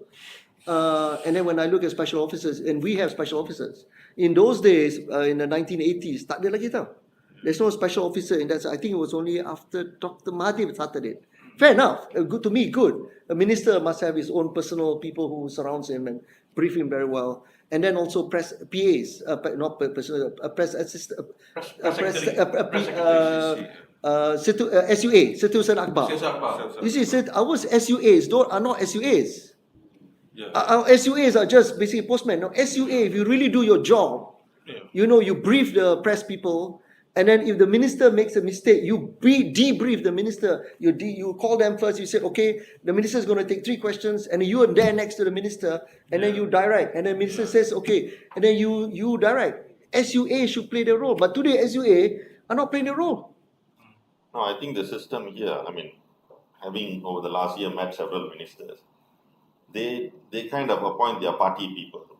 Yeah, I know. They are close left-hand man, right-hand man, whatever. So this guy becomes a Setiausaha, politics, Setiausaha, Sulit, Setiausaha, Akhbar. It's not a reward No, system. let me stop you there. But I understand there are certain positions, right? SUA, Setiausaha, Sulit, Setiausaha, SUSK is government. PTD officer will be there. And then you have your, all the SecPol and all. Those are political appointees. But then you have this special group of people, special officers, pegawai khas. Including interns, right? But that's a Perdana scholar. This is a separate. Yeah. But this one, the pegawai khas, these are the people who you should appoint who are at least good people. The people surround you, I understand. You know, you want the SUA, Setiausaha Akbar to be somebody who you know. But even that now they pick and choose, which is good. They get people from NST to come into there. But the SU Setiausaha Sulit, you must have somebody you trust. Yeah. You know, SUSK is PTD, but then, you know, but I don't blame that much. But the SU, I always wanted, you know, anybody can initiate, you know, every time when there's a cabinet appointment, you know, somebody should come and say, we'll conduct a 1-week course. And my idea is this, structure it so that it becomes SOP for any minister to have. The minister may not attend 1-week course, but you have, say you have a 12-hour course. Okay, then you make sure that the minister or the PM tells the direct the minister that every week you're given 1 hour, so that 1 hour you conduct your course for 12 weeks. So over 12 weeks, the man knows, and then you help them to make sure that you know all these things are you tick the boxes. They have you guide them, because sometimes you don't blame either. You appoint SU Setiausaha Akbar. He was a journalist. Suddenly he's confronting his former colleague. And you know, so if he's guided how to do it, then he knows how to do it. But they don't. Minister pun tak tahu juga kadang-kadang. You know, from nowhere suddenly becomes somewhere, and then suddenly he's thrown into the deep end of the pool, and he doesn't know how to behave. Especially like foreign ministry, like what Hishamuddin messed up. There are certain diplomatic terms that you use, you know, when you have bilateral discussions. So definitely this kind of training, what the minister needs to be briefed on these terms that the diplomats use. Diplomats know, but ministers who come They don't. They won't wouldn't know. They won't know Yeah. these terms. Yeah. You know? I mean, I don't know. Then you have KJ is kind of the other extreme. You know, I mean, he's very good. Yeah. If you see his performance in Geneva, Yeah. and not so much the speech, but there was a panel discussion. Did you see that? I thought it was very good. Huh? Yeah. Very very You saw good. that? He's one of a kind. Because he's got special officers. He has, but he appoints his special officers also very good. Yeah, that's Uh, why I'm saying he appoints good. I think one of our guys went there. Girls. Girls went there. You really need. Oh yeah, you mean the scientist? Yeah, Yeah. Yeah. Oxford PhD, right? Yeah. He's from here. Yeah. bio school. So Yeah, he but- appoints people. Yeah, I just wish that, but we are top down, so it just should come from the PM. But then, of course, our PM today, to be frank, is also very, you know, I mean, 5 years ago, his name is not even the top 5. Correct. Yeah. So he's sort of pushed. He's a bit like, to me, he's a bit like John Major. Mm. You know, John Major, when Thatcher resigned, and everybody was thinking of Michael Heseltine. Yeah. As he's the man. You know what was it? It was the English expression: "Those who wield the knife never wear the crown." So because Michael Heseltine was the one who was like, heading the group to oust Thatcher, but he didn't get the PM shift. John Major, who's the unlikely guy, became PM. So in a way, it's Ismail Sabri. But John Major lasted for quite a while. Everyone thought it's going to be a short while. So in a way, Ismail Sabri, I don't blame him to some extent because he's really right push there. But then, and even worse, he doesn't know whether he's going to be the next PM. Yeah. So you know so his considerations are a little bit less clear. That's the problem. I mean, unfortunately, that's where we are at the moment. Is it? You know what I mean? If we are so used to strong government, right? That we know things are kind of the leader. Now it's so fragile. Yes. I mean, even the next general election, we don't even know. I keep asking people from UMNO. I said, who's going to lead BN? You know, okay, they sorted out. They put Ismail Sabri as the face, but that's not the face that people want. They say, oh my God, not another guy, not the same guy for the next 5 years. The Burberry guy. You know, if I may use that as another good example. You see, this is where stuffers. Correct. Should advise him. Yeah, Correct. you know, sorry. Anyway, it was not that brand, the design or Exactly normal. the No, it's not, design. I don't think it's that. It's the cost of the shirt. It's 5,000 ringgit. 500. Yeah. That's the thing. I mean, but that I remember once a Thai general gave a press conference. He was wearing a Richard Mille $1 million US, or I don't know how many dollars. Yeah, and you can Google it, and he got into trouble. So I mean, to me, that's a real lesson. I mean, be a hypocrite for all you care as a politician. When you go to the public, you wear, you know, you be proud to say, hey, this is Bonnier, this is I bought this from Uniqlo, You got to When be a we did- Jokowi. This was what I mean. You got to be a Jokowi. Let me give you a very good example. This is Clothes. it. Yeah. What you project in public is one thing. What you do we don't care. So you have to have that. But they're so stupid. Don't even do that. Correct. Exactly. I mean, I give you an example. Ananda Krishnan, AK, Marxist. also known as AK, one of the richest men. Okay, and I met a journalist. You all probably know him. Bernama chairman at one time. Anyway, a long-time journalist. If I know you know him. Long-time became Bernama chairman. Anyway, he probably told me. He said, "Hey, Ananda Krishnan, such a simple man. He goes around buying. He wears a 20 ringgit shirt." And he probably tell everyone it's 20 ringgit shirt. But of course, I was a bit jealous. He was going, so I told him, hey, but then he goes around. He never, he goes around with his private jet. But he's quite happy with his 20 ringgit. So that's the kind of image you want to project. If people expect you to be rich, you don't want to show you're rich. You know what I mean? And ministers don't want to show you're rich. Yeah. And yet they go around wearing Burberry shirt. And today, in such a day and age, you can check how much it costs. He go around and say, any Uniqlo. See what I mean? Or whatever, I don't understand why they would not. So stuffers, go back to stuffers.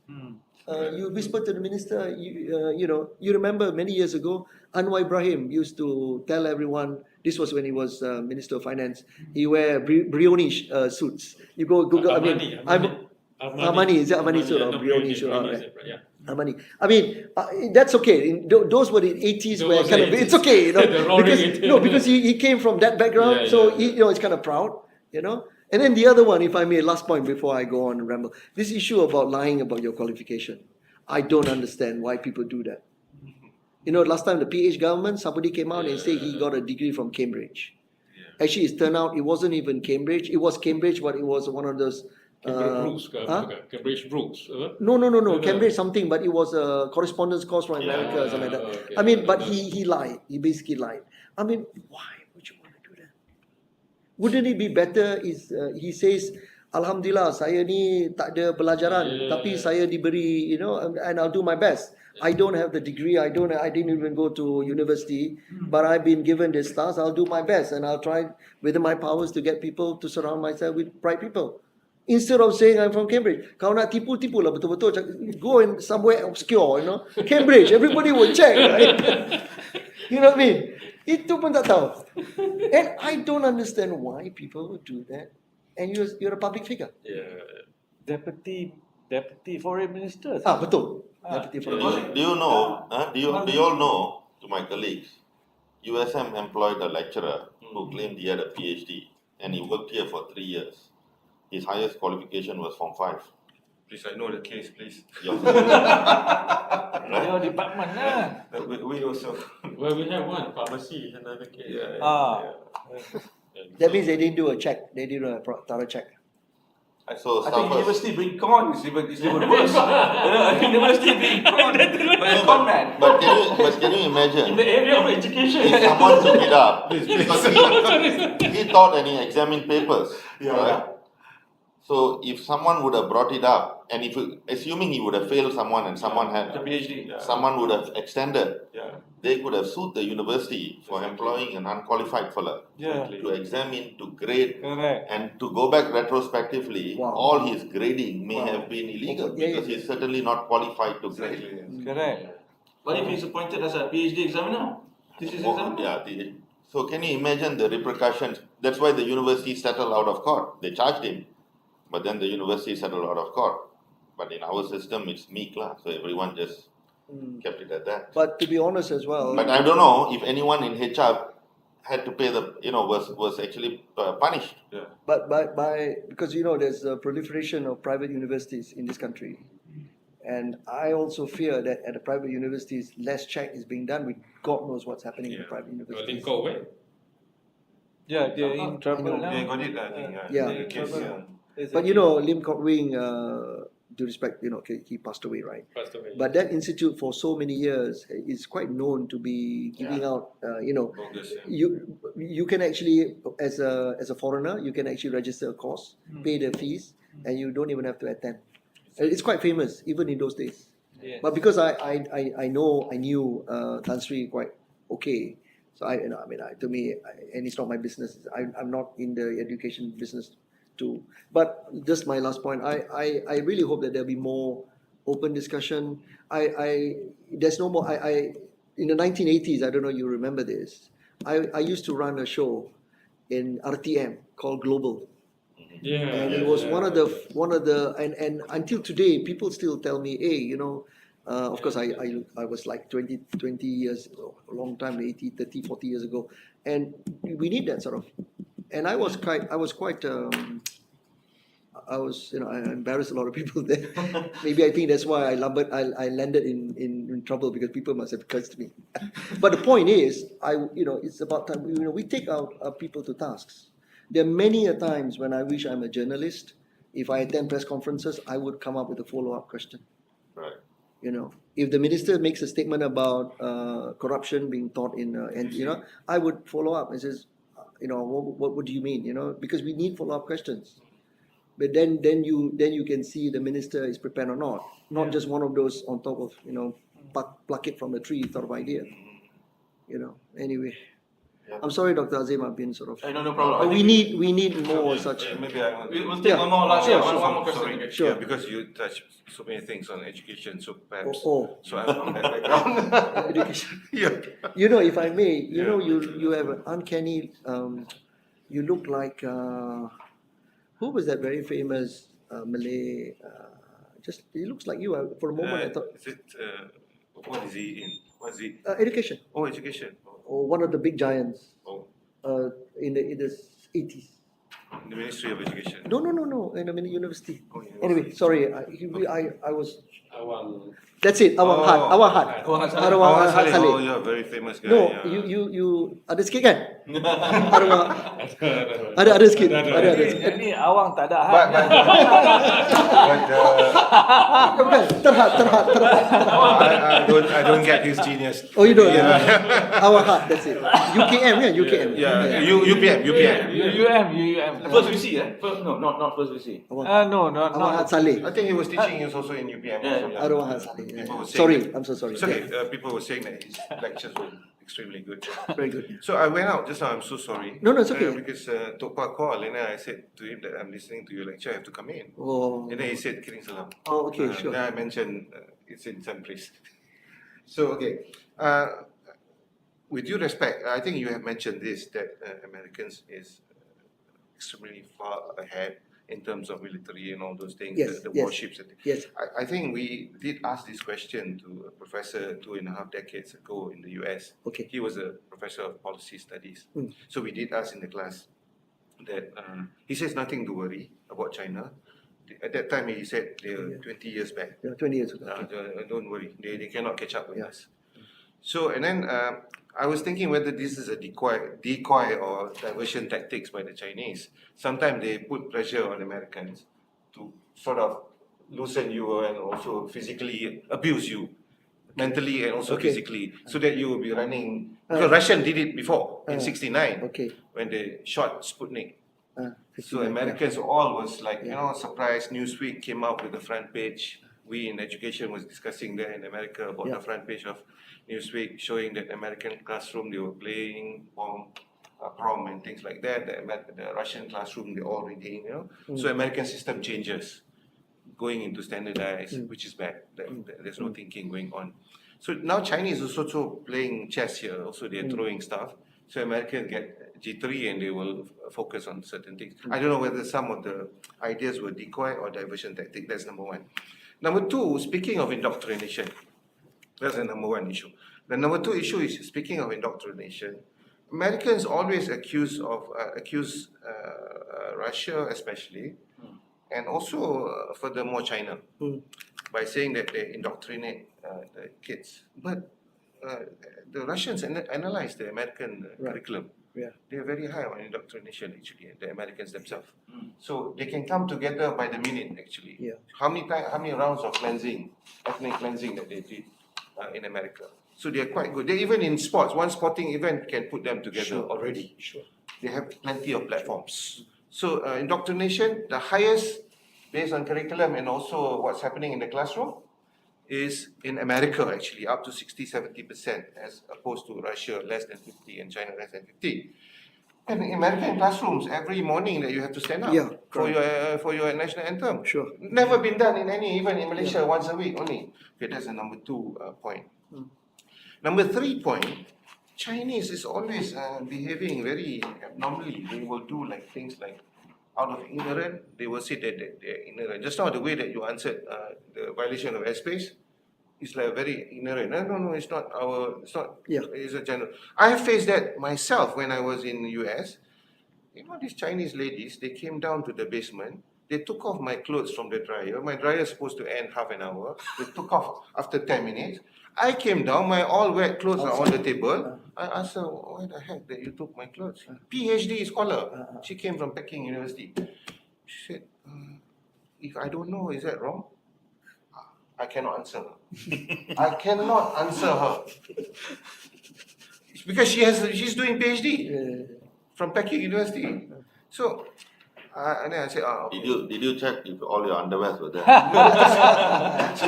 so shamefully I put back into the basket and kept quiet because no point wrestling with the pig. You know, that's how the world is. Okay, that's number 3. Number 4, nationalism is very high. I was dean in the School of Educational Studies. Here, my former post, now retired, so working with all sorts of things.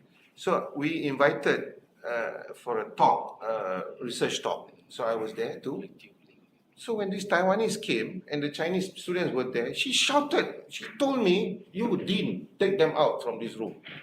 I said, "Never mind, relax. This is only a research course. They will not ask anything." So they say okay. Then after that, we went adjourn for food. Again, she shouted at me and said, "I don't want them to be inside." So I had to go outside and told the Taiwanese student, "You all wait. After I give you better Oh, food." the Chinese don't want the Taiwan. No one in Taiwan. So not their the other way around. nationalism is very, very extremely high. They were taught from school, I think. I don't know what they were taught. But the nationalist behavior is extremely high, you know. Sure. So then I said, never mind. I went to the Taiwanese and said, "Don't worry. After this, I give you better food." Relax for a while. So I'm playing the, Sure. mitigation The thing. mediator, yeah. So these 3 girls, ladies went out. Then I called the Taiwan together with their lecturer actually. So the nationalist movement in China is Very strong, extremely very also strong, yeah. very strong. So these are the 4 points that I want to bring up. I want to hear your thoughts on it. Thank you. Well, I mean, indoctrination, love of the flag. I mean, America, you can't. You're right. You can't beat the Americans for patriotism, and that's for 2 reasons. One, of course, the greatness of America. You have to take your hat off. U.S. has achieved wonders. You know, I mean, mind-boggling to send a man to the moon. You know, that's sort of the kind of. So to them, it's and then every time there's a sporting event, they're the top. You know, if it's the Olympics, they're number 1 and all that. So obviously, that is strong in them. Their patriotism is because America is great. Trump says America is great again because he felt that, or he feels that America is losing that edge. Okay, so patriotism is very strong. You're right. And then even before a Super Bowl game, you see someone they'll sing Anthem. the national anthem, and people sing. So no doubt, despite the fact that it's democratic, but they have that. Despite the factionalized nature of American society, blacks and all that, they have that. Even the blacks would still be, patriotic and all that. So no doubt about that. But the Chinese, in a way, and to the Americans, it's more natural. It's not imposed in a way. Whereas because the state is not, there's no one looking at your shoulder that if you don't sing, you're going to be punished. Unlike the Chinese system, which is, it's kind of. So to me, you're absolutely right. In terms of the nationalism, I think there's no doubt the Chinese are very nationalistic. The problem is we are marvel because we are not. We find that rather strange, but we are not. I always think that and then don't forget it's enforced by the state. If you are a little bit, if you're different, that's it. You are, and the system is such, not as bad as the Soviet system, but the Chinese, you see, the Chinese use that as a propaganda for itself. For example, when the Soviet Union collapsed, and it broke into all these different countries and all that. The Chinese constantly remind their population that, hey, you really want to do that? You really want all this to happen if you are not united? And don't forget, the Chinese are not united. You know, do you know that South China, say for example, Guangdong, they speak Cantonese. Up north, they speak Mandarin. The people in Mandarin, they don't like people. I know I went and visited a friend of mine who teaches at Shenzhen University, and there were posters around. So I asked, what does he say? And he told me, it says encourage the students to speak Mandarin, not Cantonese. So in that sense, and then the Han people, which is the so-called the regional Chinese, are kind of very superior compared to the other non. So in a way, but so they need to reinforce that. I find that the jury is out as far as I'm concerned, which is a better system. I mean, I like this country because we are free in a way. We're not. There's no state, and you can opt out if you want to, unless you're in a school system. You have no choice. But if you, as a citizen, you can do whatever basically what you want to do. So I'm not sure whether that's a good. The last point about so what was your last point about? Whether that's a decoy. That, Decoy. Yeah. I wouldn't give too much credit to the Chinese of being indulged in Yeah. decoy. But another one, coming back to nationalism, President Xi at the moment is very much pushing that agenda. This China dream, he has this concept of China dream, is something that he's pushing. And I think it begs the question, why is he doing this? I think he's doing this because he's fearful that because China has become so globalized, the Chinese are free to go wherever they want to go and practically do what they want to do outside the country. He's fearful that, the China that is united may not be as united as, say, in 10, 20 years from now. So I think he's fearful of that. So he has to reinforce this whole idea of the Chinese dream. And even the Chinese dream is actually about wealth. So, whereas during the Mao's period, wealth is something you frown upon. Now wealth is something you celebrate. Because the average Chinese person only think of one thing: money. This is true. Yeah. All of them want success, and success is money. I mean, do you know the biggest the biggest Rolls-Royce dealer is in China? The number of Rolls-Royces sold globally is in China, and that goes with almost every other all these top luxury products. So they want now success, and to them it's material. Actually, if I'm not being racist here, but I think I speak kind of anecdotally correct that the Chinese love wealth. The entrepreneurial spirit. So in a way, I think at the back of the CCP ruling elite, they're fearful that this glue that has binded them is now fast dissipating. And so the state is reinforcing this whole idea of China dream, but with state control. You can do whatever you want to do, but and orderly Confucianism in there. but then Confucius is very strong in the culture anyway. So in a way, CCP has done. They're kind of more. This is post Mao. They're more adaptable. But then there's one thing that they don't have to be too worried about as we are. See, we are very. If I may, I'm not. I'm just being based an observer. We're kind of hung up about Islam. Hung up in the sense that we have, we're very conscious of that and the position of Islam in the state, in our lives and all that. They don't have so much in China.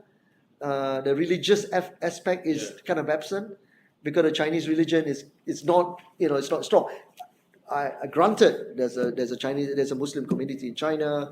There's a growing Christian community in China, but the large population of Chinese religion. I mean, the concept of religion among Chinese is quite. It's not solid. It's on ancestral. Taoism. There's a bit of Buddhism. So in a way, they don't have that kind of glue. In Malaysia, sometimes I wonder if I may. If of course I say this. By the way, I always carry a one-way ticket on my back, so I can quickly run out of the country before the mob lynch me. I mean, I would always say, part of the problem with Malaysia is that we're too religious oriented. We're not religious, because I always make. So this is my khutbah, as I would say. I always make a distinction between piety and religious. I would put my money on piety, not religion. Because piety cuts across religious boundaries. We must remove all the religious boundaries.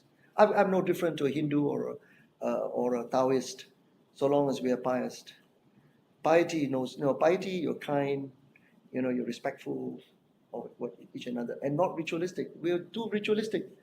Selalu control. And then, the thing about, we are becoming, you see, I always thought that Islam, we have no interlinkages to heaven, to God. We have direct contact to God, direct. I don't need anyone to tell me. Okay? Unlike, say, the Pope, the Catholicism, they went through all the Reformation period, they sorted it out. Okay? In our case, we have not, and the state intervention, the more the state controls on religion matters, the more messed up we are. I get very upset during khutbah, very upset, and I wish there's Q&A after khutbah. But then the problem, even if there's UK, we have that though. UK even after, but the problem is, even if there's a Q&A, I'll be the first to run out anyway because lambat, lambat makan, things like that. I mean, the things that they talk about in khutbah that I wish it was. I like the UK khutbah because it's not state control. The guy comes up, he talks about, a story about a Nabi, Nabi days, about kindness, about respectful. Sini, kalau police, I remember once, Hari Police, you talk about police pula. Independence, Merdeka, they talk about Merdeka pula. I mean, and they very few times they would relate about kisah-kisah Nabi. Kisah Nabi yang kita nak dengar. Dia tak ada. Dia cakap pasal ini, and then now about corruption, so I'm thinking, next thing tell us about, corruption courses must be conducted in. No, I think if you look at civilizations, if you put the variable religion in, it kind of, if you put a mathematical model, anywhere that you put a religion as a variable in development, you see it coming down. Yeah, true. If you look at the Western world today, churches are empty. Most of the churches, like US and all that. But you see the development or progress in that sense, I would say, from at least from my observations that I can see. But it doesn't make you look at India today, with the current government and the variable of religion has come in a bit more, and you see the problems that are festering there. So again, I think Malaysia also be caught in this Arabization kind of. That's another variable that's coming through religion as a sub-variable, I guess. But my point about China is that element It's missing. is missing. It's absent. missing. Yeah. It's missing. That is why you see that thing about wealth and I know the past government does this very effectively in states like Pahang, in Kelantan. You're poor because it's because faith and it's okay. And, Although that in itself contradicts. so the desire for making people to work hard or getting people to work hard is not there. Did I relate the story about COVID and this guy who wants to leave everything to God? So this guy who says, he said you have to wear a mask, social distancing. He says no. If God wants me to get COVID, I'll get COVID. So and then he prays and all that. He says, and then one day he got COVID. So he says, what have I done wrong? So he asked God, what have I done wrong? So the God answers him very simple. He says, I already said social distancing. Do all this. Why you don't follow? You know what I mean? Because that means all these things that Be communicated to you. communicated to you. You don't want to listen. So I mean that shows that it's just not the book, but it's logic. That's what the state. So you have to abide by both akhirat dengan dunia, kan? Dunia. And then the doa we say, give me the good things in dunia than the akhirat. Don't forget the dunia bit. So people always say akhirat, but God wants us to do well in dunia. In fact, God encourages us to ask the good things in dunia and good things in akhirat, right? That's my goodbye for today. sorry. Sorry. Thank you very much, Dr. Aziz.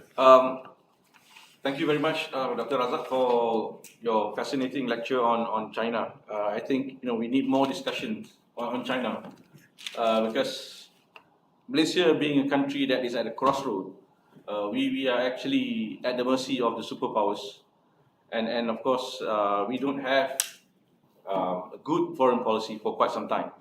And a lot of our universities are not actually focusing on quote unquote social science, especially international relations, because it is considered a soft science and has nothing to contribute to civilization. But I think at the very, at this time, at this particular time, I think we need social sciences more than ever, especially in a country like Malaysia. And I wish that we have more discussions on policy issues in this country, critical discussions on policy issues. But I think this is a good start. I think we have had a number of discussions on China, and none of the universities in Malaysia has a Chinese studies department. I mean, UM has a Chinese studies department, but it's not really. No, it's not. It's not really focusing on China per se. It is more about culture. Language, culture, That's yeah. right. Yeah. So what we really need is a country specialist in China, not only in China but also in other parts of the world, other regions. Area studies. We don't have that. We don't have that in Malaysia. No. So thank you very much. Welcome, always a pleasure. Please join me in thanking Dr. Razak in the